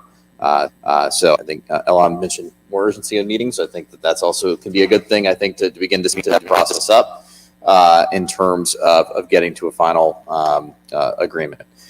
When it comes to what the business community say, we realize that AI is here. It's not going, but we also want to make sure that we can compete against those nations that don't share the shared values that we have. And as part of that, we need to establish trustworthy AI, and part of the AI is having trustworthy processes and an open multi-stakeholder approach. Has done an exemplary job of bringing together folks that come from industry and from different places, and particularly regulators and civil society. So I think they job on that. But also one of the things that we're doing at the chamber is we've actually brought together our own AI commission to explore a few different areas regarding AI policy going forward. This commission is led by Congressman John Delaney, a Democrat, Congressman Mike Ferguson, a Republican. And we've had field hearings in the UK. We've met in Brussels. We've also had hearings in multiple cities throughout the United States, really trying to answer three fundamental questions. One, what framework should we have for trustworthy AI? Two, how do we compete, both Europe and the United States, against nations that may not share our values? And finally, how do we get the workforce ready for AI? And some of the things I found so far is that it's important that you have workability, that the regs are actually workable, that you have a risk-based approach to artificial intelligence. But one of the keys to that is, if you over-define risk, do you really have a risk-based approach of everything at high risk? Or if you have very low swaths of high risk? And I think that's an area that's important to take a look at as well. But we'll actually be coming out with some recommendations on March the 9th, the full report, and love to share those as well. Thank you. So Evie, you are at a U.S. company, Credo AI is Global Policy Director. Worked for the EU. You could kind of see both sides. And Credo is your focus is really companies develop responsible AI. Where do you see the common points on responsible AI in the TTC? In the U.S. and EU sides, and what more the TTC do to develop that? Yeah, I think it's a great question, and thanks to the French Embassy for hosting this event. It's nice to be on a panel with them. I think that as a startup, we have a unique perspective where industry is attempting to make strides in a space where standards do not yet exist, and standards are being developed, and that's a crucial part. Talking about risk AI, and I think for the TTC and for transatlantic cooperation in general, it's important to involve startups in this process, and important to involve companies that are working to practically apply different standards and different acts of transparency reporting, intelligence development, because there are a few sectors that are already very in their development and deployment of AI. And so I think taking the experiences of industry is going to be an important aspect of transatlantic cooperation. So in terms of the joint roadmap, I think we're very encouraged by this alignment on taxonomy, on the impetus and importance of standards. Certainly risk assurance is a great place to start. I think that there is a lot of alignment there, both the United States and the European Union taking a risk-based approach. But I think it would be very critical to consider key goals, because context is very important when dealing with AI. And having a horizontal approach or sort of a one-size-fits-all is not really going to work when about applications that are very context-driven. So I think that the work TTC that we hope will happen is involving businesses and startups, companies of all sizes that are developing and deploying AI in specific industry sectors, and talking about alignment on the verticals in addition to the horizontal alignment. So I want to follow up on something that you talked about, Evie, on standards development, the role of standards and the need for standards on AI. that is certainly a major focus of the TTC. There is a standards working group, and there's also a work stream on AI standards. That's a component of the AI roadmap. I want to explore those plans a little bit, how that work is coming, what you see as the needs. And I wonder if there's a tension as well between some of the direction that the EU has taken in two different directions. I mean, the EU supports holder-based, research-based standards, but has harmonized EU standards based on from the EU. And that the AI roadmap came out and said we are going to work together on international standards. The EU issued draft standard specifications for AI standards, anticipating the AI Act. So, is there some tension there? How do we resolve those tensions? How do we make sure that we get to interoperability standards, so that sort of regardless of how we regulate, whether it's a voluntary framework like NIST referring to standards, or whether it's conformity assessment under the AI Act incorporating standards, that we have those pipelines. So this, Evie, I hope that's not just a question for me. Well, this is a question really for the whole panel. Would love to hear your views on this. I mean, standards is a very geeky subject, but in a information technology driven world, an enormously important one. So would love to hear panel views. I agree. You're welcome to lead off. Happy to kick it off, so that I don't have to go last for this question. I think that there's a lot of alignment.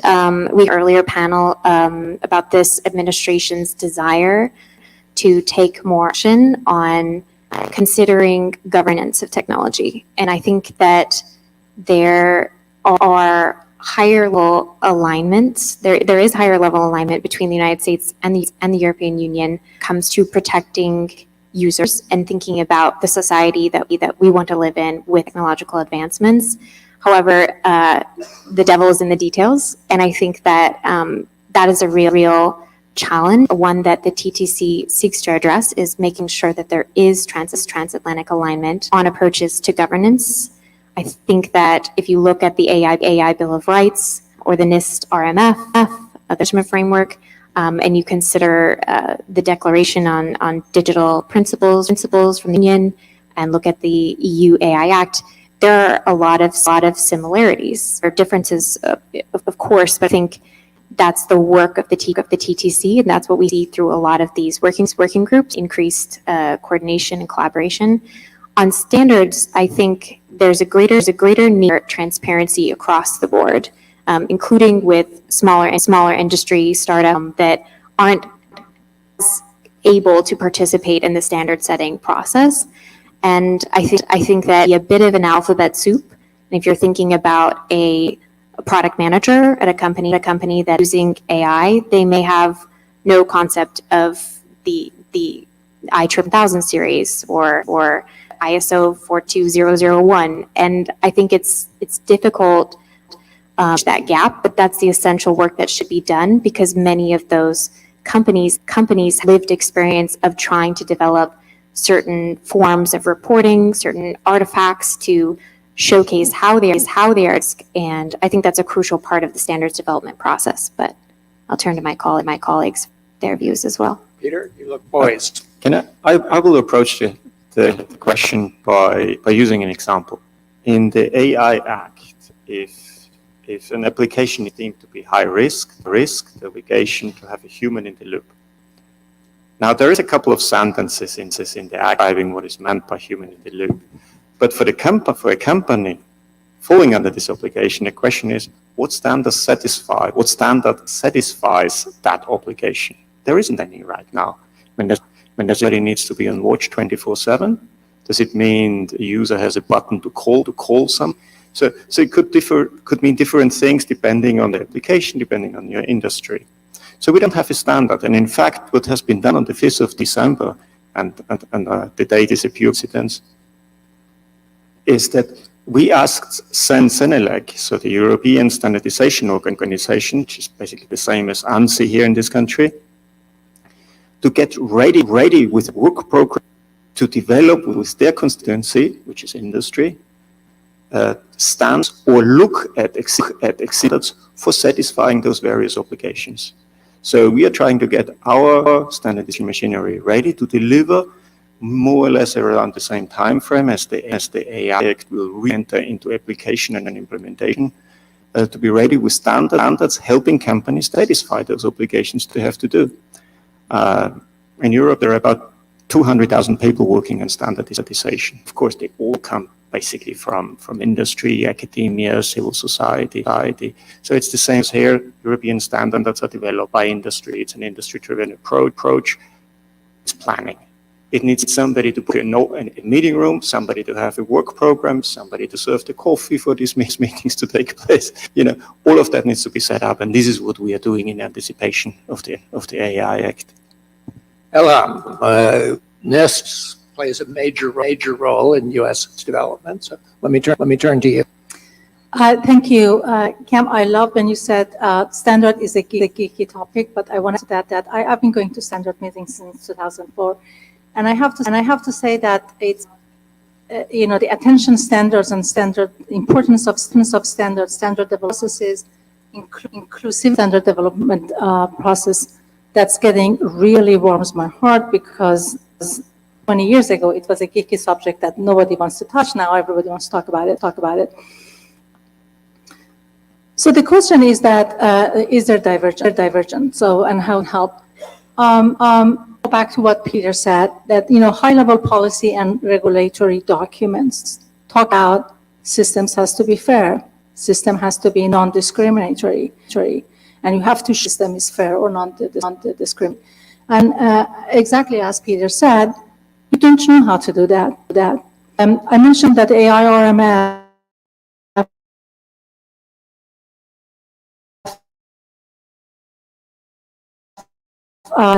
complex interactions of data algorithms with human and environment. So if we say that it's in the loop, what does that mean? What's the role of the human? And AI-RMF talks to some degree about this. But when we talk about the risk-based approach, the way AI-RMF defines risk, you can have positive risks. That means it's also a rights-preserving approach. And that means that instead of just looking at standardifications and evaluations and metrics that look at traditional measures of the accuracy and often aggregate accuracy of error rates such as false positive and false negative to be adequate for AI systems, because the socio-technical characteristics of the non-discriminatory fairness cannot be measured by one metric, one algorithm, and be summarized into one number that's above or below some certain threshold.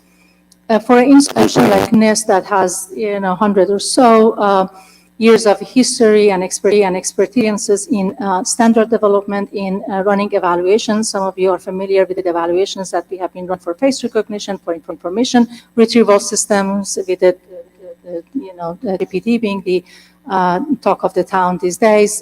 We were doing evaluations of the search engines before 2000.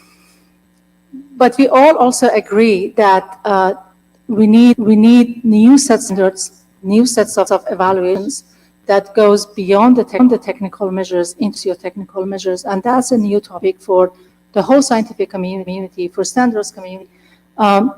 So Cam, back to your question, the high-level documents don't specify exactly what to be done. They specify the goal and objective, and as was mentioned in the previous panel,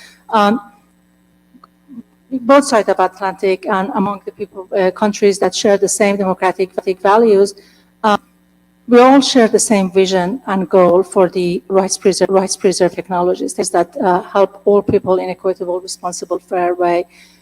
But when it gets to the need of how to do this and how to test that and how to assure trustworthy AI, that's where there is open questions, and that's the importance of standards and community engagement to get there. Michel, I'm asking you to put on two hats before you joined Gide as a lawyer. You were an advisor to President Juncker at the president of the European Commission. So, from the perspective of both of those, what do you see as the role of standards developments and the development organizations, and how can that deal with some of the divergences between the U.S. and the EU? Thank you. And I just want to say that now I understand why the French embassy wanted to have this day, Valentine's Day. So we are here to celebrate a love story, the EU TTC.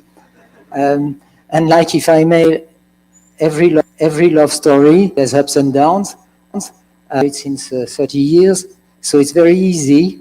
Most of the time I agree with on what we want to do. However, I rarely agree with her on how to do it, and that's what we are talking about here, if I may.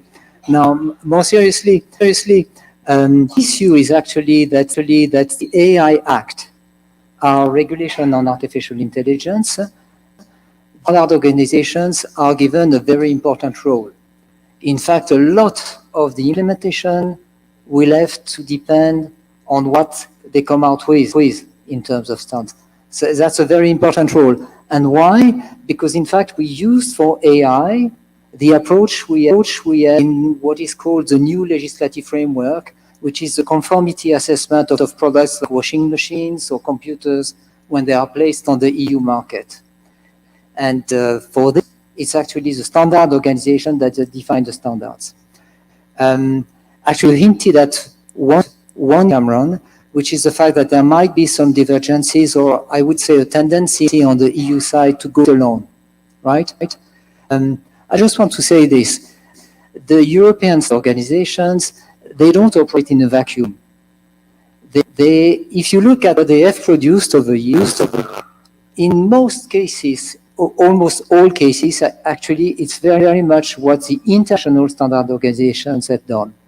So there is a lot of communication, and the TTC now is working actually to increase this convergence. So I'm not so much worried that there will be divergences on technical standards. By the way, ICE power is given to these organizations. Our own member states are complaining about that. They say it's not democratic. They basically say they want it to be the standardization discussions to control the outcome. So just to say that, in fact, it's a good thing that an organization which is independent, is technology neutral, is really producing these standards which are going to be so important for the future of the implementation of the Artificial Intelligence Act. Jordan, what would you like to add? I think it's important that we have a robust standards process, and I think inclusivity, as you mentioned, is key. And other things you also said was the fact that this technology is complex and it's still nascent. And as we look at how do we have interoperability between regulatory frameworks and standards, we would caution against moving too quickly to prescriptive regulations and talks about liabilities to AI before we have those standards in place and before we have agreement. And I think one of the keys there is that if you have a jump to liability and really prescriptive standards, you begin to cut off potential investment in the technology, and it begins to fracture the conversation about how do we develop AI. So I think one of it is really key to mention. I think what I think is a good thing about the NIST process, for example, and the NIST framework is that Congress developed the idea. It was a bipartisan product that came out of Washington, but it's also voluntary. And I think that's a key piece puzzle, especially as we're looking at small businesses, especially as I look at the United States, for example. We see that small businesses that deal with regulation generally tend to disproportionately bear the impact of regulation. Can't deal with it through economies of scale like larger companies can. One example I would say is that we did a report a couple of months ago, and we found that 80% of small businesses said that tech enables their small businesses to compete with larger companies. And that same number said losing access to data would harm. And 25% of small businesses knowingly plan to use AI in the near future as a means to compete with larger companies. And I think that's why it's so important as well that we look at the volunteers of something like the risk management framework as well and make sure that we hit that right regulatory balance. Can I just add something to that? I think you make a great point, Jordan, and I agree with you that the NIST risk management framework was done in such a great way in terms of stakeholder engagement, and so many small companies and startups were consulted as a part of that process, which I think is really fantastic method to use. But I think for a smaller company that is currently using and deploying artificial intelligence, there is a need to have a little bit more explanation of how specific use cases could process of the NIST RMF, for example.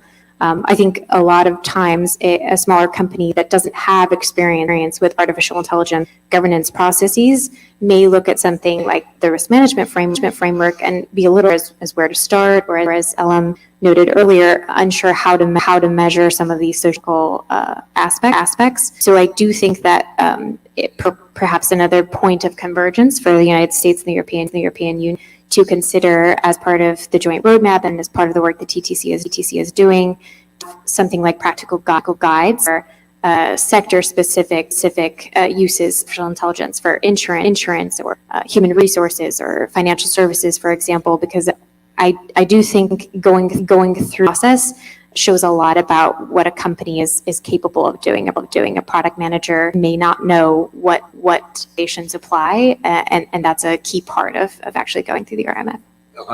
Please go. Thank you, Evie. That's a great point. So when the AI RMF came out, we also put a roadmap out, and not surprisingly, standard is on top of the list.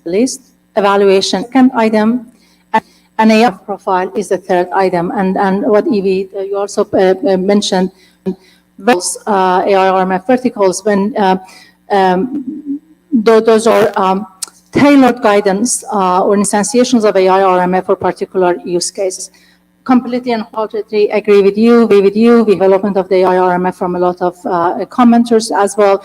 It was important, a horizontal as the AI RMF is, to get to that shared understanding of the terms, terminology, methods, and methodology, and then build verticals. So what I want to end is that, as we said in our launch, as we have said in it, this is a invitation to participate, engage us in development of the AI RMF profiles and use cases. Some efforts is already going on, but love to continue that conversations and hope that also comes to the TTC. Michelle, you wanted to jump in here, and while you're at it, let me ask if the utility in the AI RMF for your European clients. Sure. What I wanted to say is this thing TTC has started to do, which is basically discuss technical standards. In fact, trying to agree on common definitions, on metrics, on things like that, on tech standards. Also, there was disagreement last week, which was signed on search. That is super important as first steps. But my hope that in a second phase, there will be discussions about the hard stuff. And the hard stuff are things like, can we agree on what is the high-risk application of AI? Can we agree on the kind of applications of AI that should be banned? And why? Can we agree, for example, on the concept of discrimination? Even more complicated, can we agree on the concept of privacy? That's very cool. That's very difficult. But I think for a lawyer, this is really what counts at the end of the day. You need the technical standards, but you need also the substantial stuff. And the thing I wanted to mention in the same context is interoperability. For a practitioner for a law, what is really useful is something which is simple.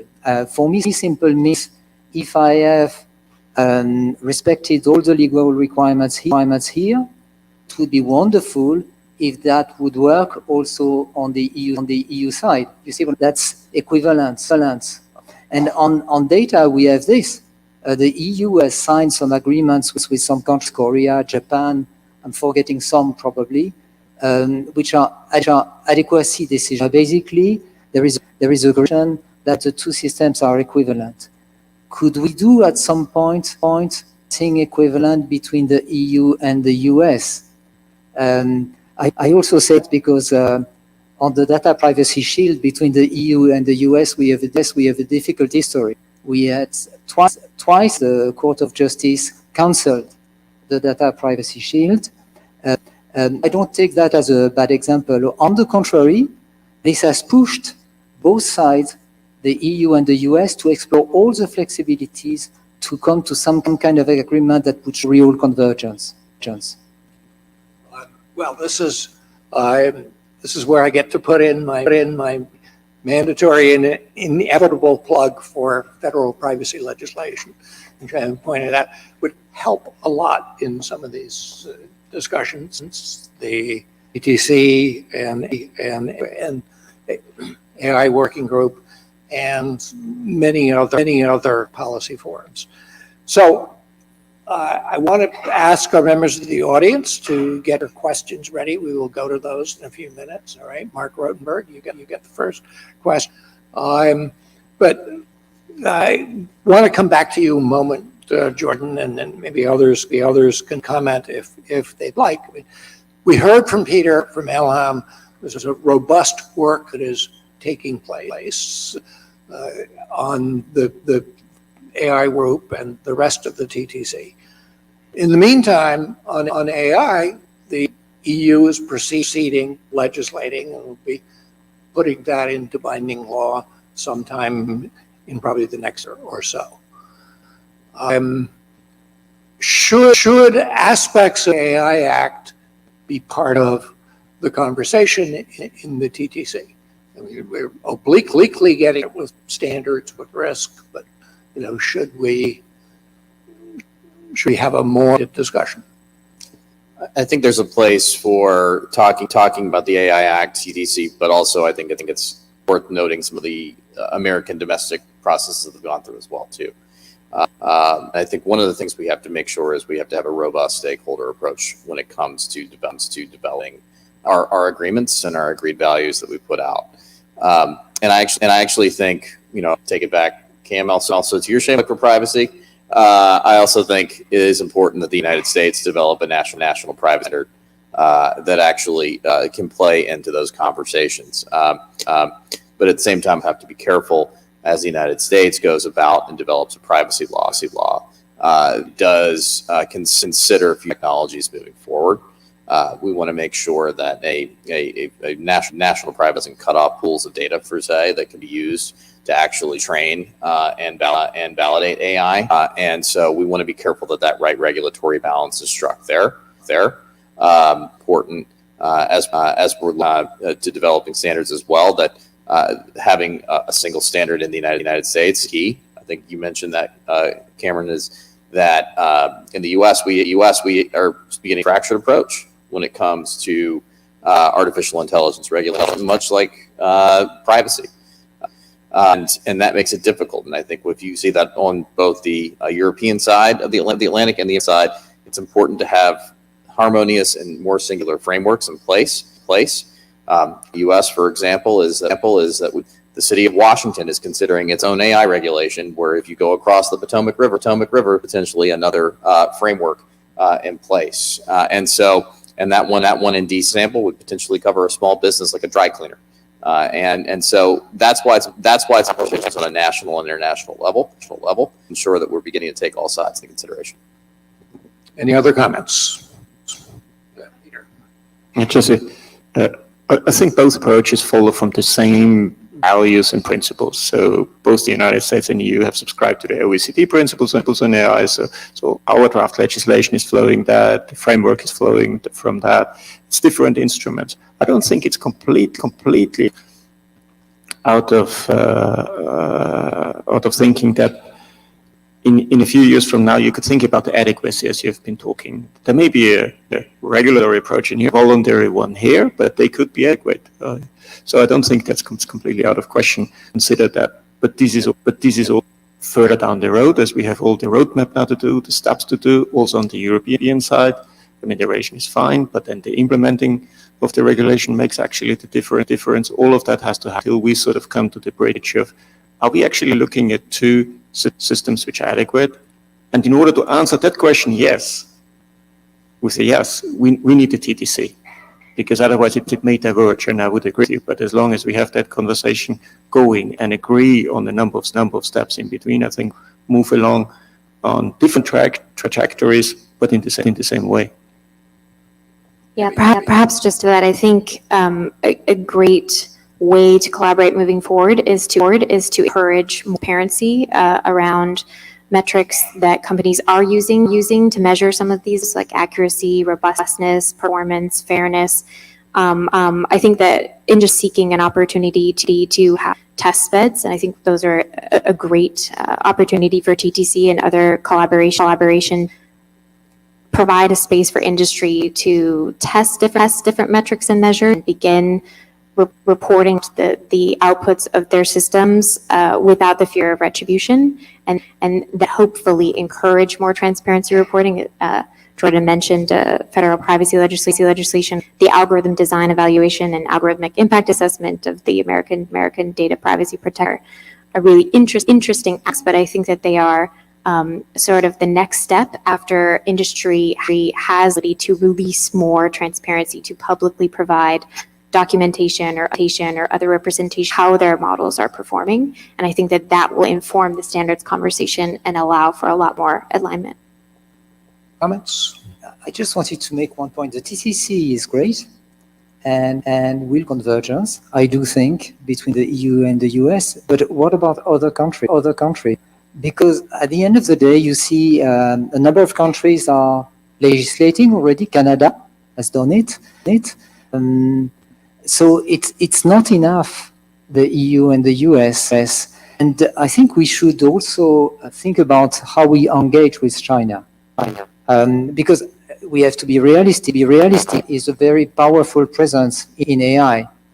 They are starting to have their own, which is actually very differently minded from what we are thinking about protecting the Chinese authorities from the big tech in China. They have a completely different concept of privacy. So the question is, can we do our own stuff, EU, US, and just simply ignore China, given its very powerful presence in artificial intelligence? And then the other question is, if we agree that we need to do something about China, do we do it? At some point, they were thinking of proposing the creation of an organization, an international organization for artificial intelligence. I don't think this will happen between now and I would say 10 or 20 years. So we have to think about some possibilities. I read recently somebody was suggesting to use the WTO as a forum for discussion. China is part of the WTO, and after all, it's a rule-making organization. It's a rules organization, and China has been complying with settlement decisions. I know that in the US you have some reservations about the way WTO works, but I'm just offering this idea for this because we will need not only to be us, EU and the US, we will need China in the discussions at some point. If I can take the part of responding to that, since you were looking at me as you asked the questions, one of the roles I play at Brookings is lead a project we call the Forum for Cooperation on AI. It's discussion among a number of countries, officials, as well as experts, academia, private sector, civil society, founded on the U.S. and EU, which have really recognized each other as essential partners. And between the two, almost 1/2 of global GDP. But you need to build outward, and this effort includes Canada. It includes Australia, Japan, Singapore, and as well. That's not everybody that's involved in these discussions, but it helps us towards building critical mass, and have been dealing with many of issues that sort of parallel what is in the TTC AI roadmap. I think, have helped to frame some of those recommendations on things like regulatory alignment, on standards development, and on point research, where there are great opportunities to make progress. But yes, we need additional countries. So, Can I Elhan, jump in? please. I was going to thank you very much, Cam, for addressing the global point. I have 4 quick points. Yes, it's really important that you be involved in discussions in TTC, but also in Quad with India, Japan, Australia.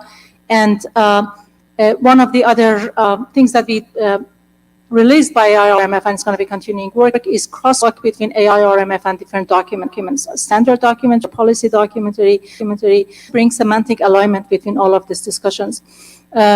So, for example, one of the activities that's already going on is development of a crosswalk between AIRMF and Singapore AI Verify. And there's also conversations going on with UK.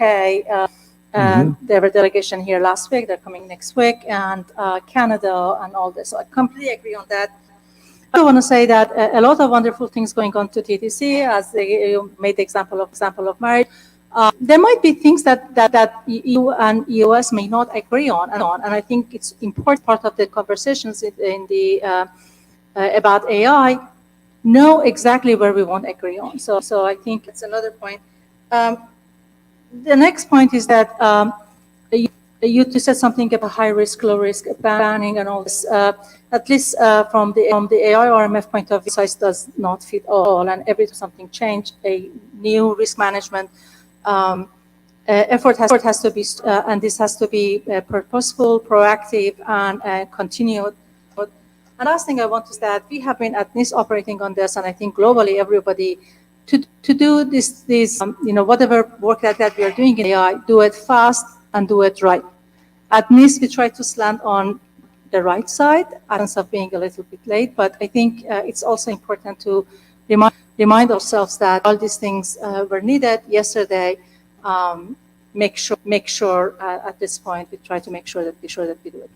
Right. Let's go to questions from the floor. So we have a question over here. Please wait till the microphone can get to you, and if you could stand and identify yourself when you question, that would be helpful. So over here, Mark, can you raise your hand so I can find you?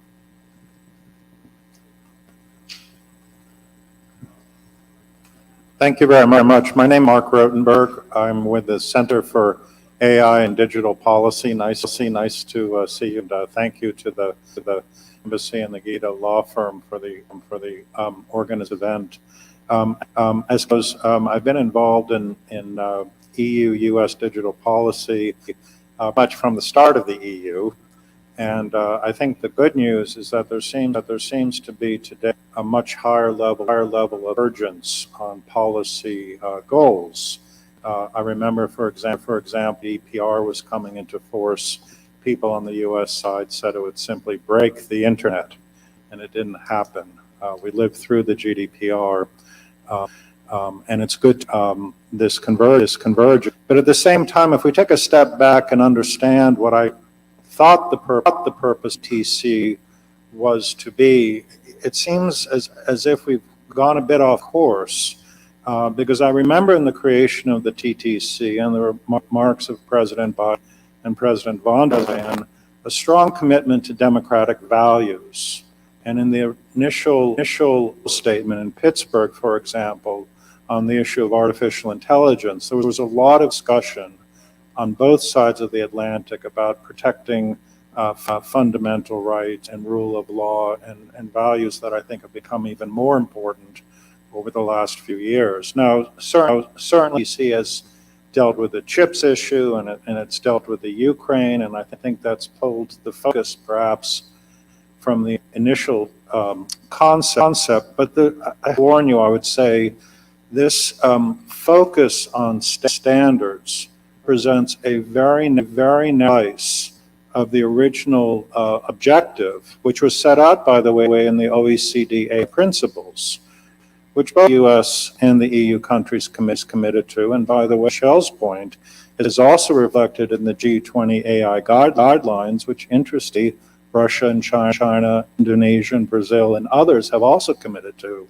So we've actually abandoned frameworks that are quite favorable for the joint transatlantic alliance in this focus on standards. And I'll give a very precise example. This is going to be a very interesting year. I think we all know this is going to be a very interesting year for AI policy with all the recent developments around Gen AI.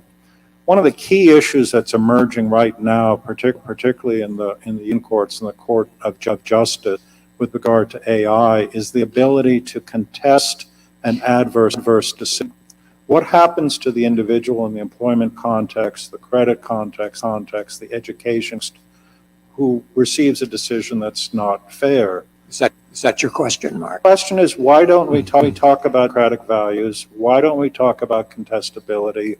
Why don't we have opportunity on the U.S. side, as there is on the EU side, for public participation in the TTC?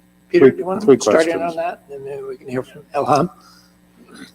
No, I think you're absolutely right. I think it's just that the precious time we spent here in this conversation didn't focus on that. And I think what we have done here is we looked at in terms of time, at the slice of the last and the next 6 months. And the conversation about values was something we have had earlier, before you referred to the patent more than a year ago. So I don't think this conversation undermines the commitment and both made to the value conversation. And that's still front and center of the whole. But you got to implement. This is what we have moved. We have moved from principles, from values to principles, from principles and from rules to implementation. And I think this, in our conversation, we focused a bit right now. Maybe we should have had a better introduction and sort of really showing the whole story. But I think also in the end, for instance, this goes back to 2016. So there's a long body of work and engagement. Cam, you referred to the expert group. So there's a lot of work which probably we haven't repeated in this conversation. But you're right. Thank you. If I can quickly address that, I completely agree with Peter and Mark. I think from the AIR view, and I think from a lot of discussions in the TTC, what's the end goal is operationalizing values, starting with the values in our society, starting with the shared demo values. But also for organizations, each of them have their value, and they want the system and products and offer reflect those values. And exactly as Peter said, to get there, we want technologies that reflect our shared values and standards that tells us how to build, design, develop, deploy standards and test for those that reflect values. So it's I think the discussions of the values is definitely for IRMF is center, and I always talk about the IRMF this way, that the end goal is operating value and building a culture of proactively, purposefully, and continually understand the negative impact, understand the benefits of the system, and by doing that, build the confidence and trust. Anyone else? I just want to say, indeed, the assumption is that we agree on the democratic values between the EU-US. And it's exactly what you said. Where we have some differences is how to operationalize these values. And I just want to add that I've been working on some previous incarnations of EC, like you mentioned TTIPs. And before there was this approach between the EU and to create very ambitious agreements lofty aspirations, and it failed. I have to say. And now I think the idea is more to go to some very concrete, pragmatic, and this is basically what the TTC is doing. So I think it has a much better chance to succeed. Yes.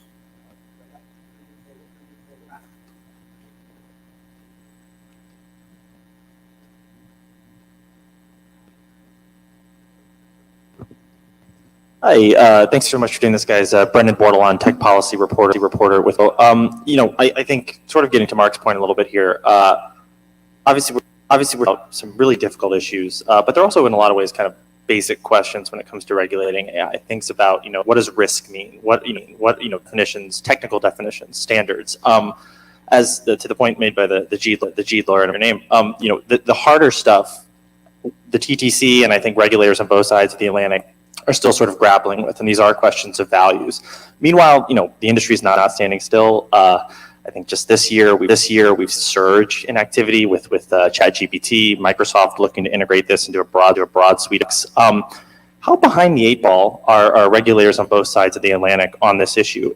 Is that a bad thing? I mean, is this one of these technologies where, to a certain extent, both US and EU regulators are going to kind of need how it develops in order to understand how to regulate it, or is this something that can be done on the front end, and how soon are you going to get there, right? Because right now we are still talking about pretty basic sort of definitions and just making sure we're all using the same terminology. When does the rubber meet the road on regulation, and is it something that can be done in advance of these tools and AI techniques sort of spreading across the economy? Well, I think.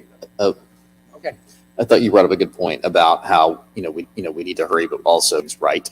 I think there is an urgency to try to get convergence between Europe and the United States. But when it comes to getting things right from the industry perspective, as especially as we've seen that unfold here domestically, it's important that we do get definitions right because if you get them wrong, impacting the whole system. And we want to make sure that we have regulatory balance in place. For example, how do we even define AI, for example? There are many proposals out there that could potentially even expose in a spreadsheet to be considered AI.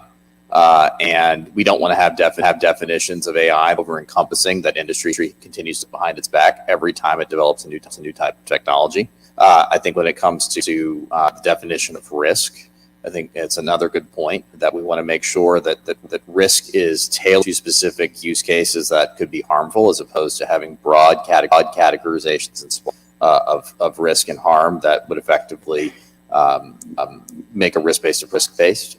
Their proposal, even you mentioned the American Data Privacy and Protection Act, which would impose those requirements for consequential risks. It's not even a term for that now that's been defined, and that would happen to our Federal Trade Commission to determine what that is. And so I think regulatory is important as businesses develop a technology. The more uncertainty there is out there, it makes it harder to detect. I think jumping in on that question, I think is a great question, and I think the more could be done. I think industry is very advanced, and this technology is in the market. A lot of companies that we work with are asking us, what is a fair system? What is a performance system? Does our system look accurate? Does it look fair? And we're looking for this guidance from standard setting bodies, from policymakers, to have more impetus for what I would for the broad category of transparency reporting. So instead of being specific and prescriptive as to what the metric should be or exactly how the company should be transparent, encourage and incentive things like impact assessments, model cards, data set cards, ways greater transparency around how a model is being measured and what it's being used for, what data is being used as part of that model. I think this kind of transparency will help inform more granular standards. We have time for one more question. Yes, sir. Oh, okay. You did have a question before. Well, I understand everything that has been said in regard to all the question and answers, but I think that we had to step back I understand that we are talking about completely different cultures between the European Union and the United States. In the European Union is about human rights. In the United States, it's all about returning the investment and profits. So I believe that this is the reason why many of the different regulations are voluntary, because we had to come up how we can find different cultures. And believe me, not even including China, because it's a completely different culture. So how going to come all together in order to be able to regulate to standards, at least in between democratic countries, which include Japan, South Korea, Australia, etc. So my question is, how are we going to do that? We have to step back and start in that point. Who wants to answer that? I give you the shot. I understand it as a provocation, and I take it, and then I will go for a provocative answer as well. So I think using the European Union to human rights defender is not enough. And in fact, after having lived here 5 years country, I very often have the feeling that back home we are much more capitalist than this country here. So also living off money we have to make at the end of the day. And it's funny enough that there are sectors I perceive as much more competitive and capitalist back home than here. But I would like to leave it here for others to. No, I think there's a point to be made is that there are competitor countries out there like Russia and China made agreements to work together on artificial intelligence. And they did that just weeks prior to the Ukraine invasion. And in order countries that lead in technology, and even Vladimir Putin has said this, the country that leads in AI is going to lead the world. And it's imperative that Europe and the United States leaders and allied nations that are democratic on this type of technology in order to ensure competitive those who don't share democratic values. But part of that is a conversation in the United States. We're talking about human rights, dealing with issues like privacy and risk. So at the same time, investment and development is important. You've got to out R&D a competitor nation to beat a country that's trying to set the world terms. And that's why it's important that we have conversations about human rights in these types of conversations. It's important while we have conversations about research and development, and companies can actually adequately develop some services. So I think there's a way that we can be nuanced and we can bridge the gap on both. I think maybe just adding quickly to that, I think the crosswalks example that Ellen brought up earlier is a great example of greater international collaboration on things like transparency reporting or finding ways to bring transparency to AI development. And she mentioned Singapore's AI Verify program. I think that's imminent attempt at bringing more transparency to these systems. And Canada has an algorithmic impact assessment. I think there is a lot of potential for alignment on getting more granular about what these values mean to developers of AI systems. Well, thank you very much to the French Embassy, to Gide Law Firm, and thank you to our panelists.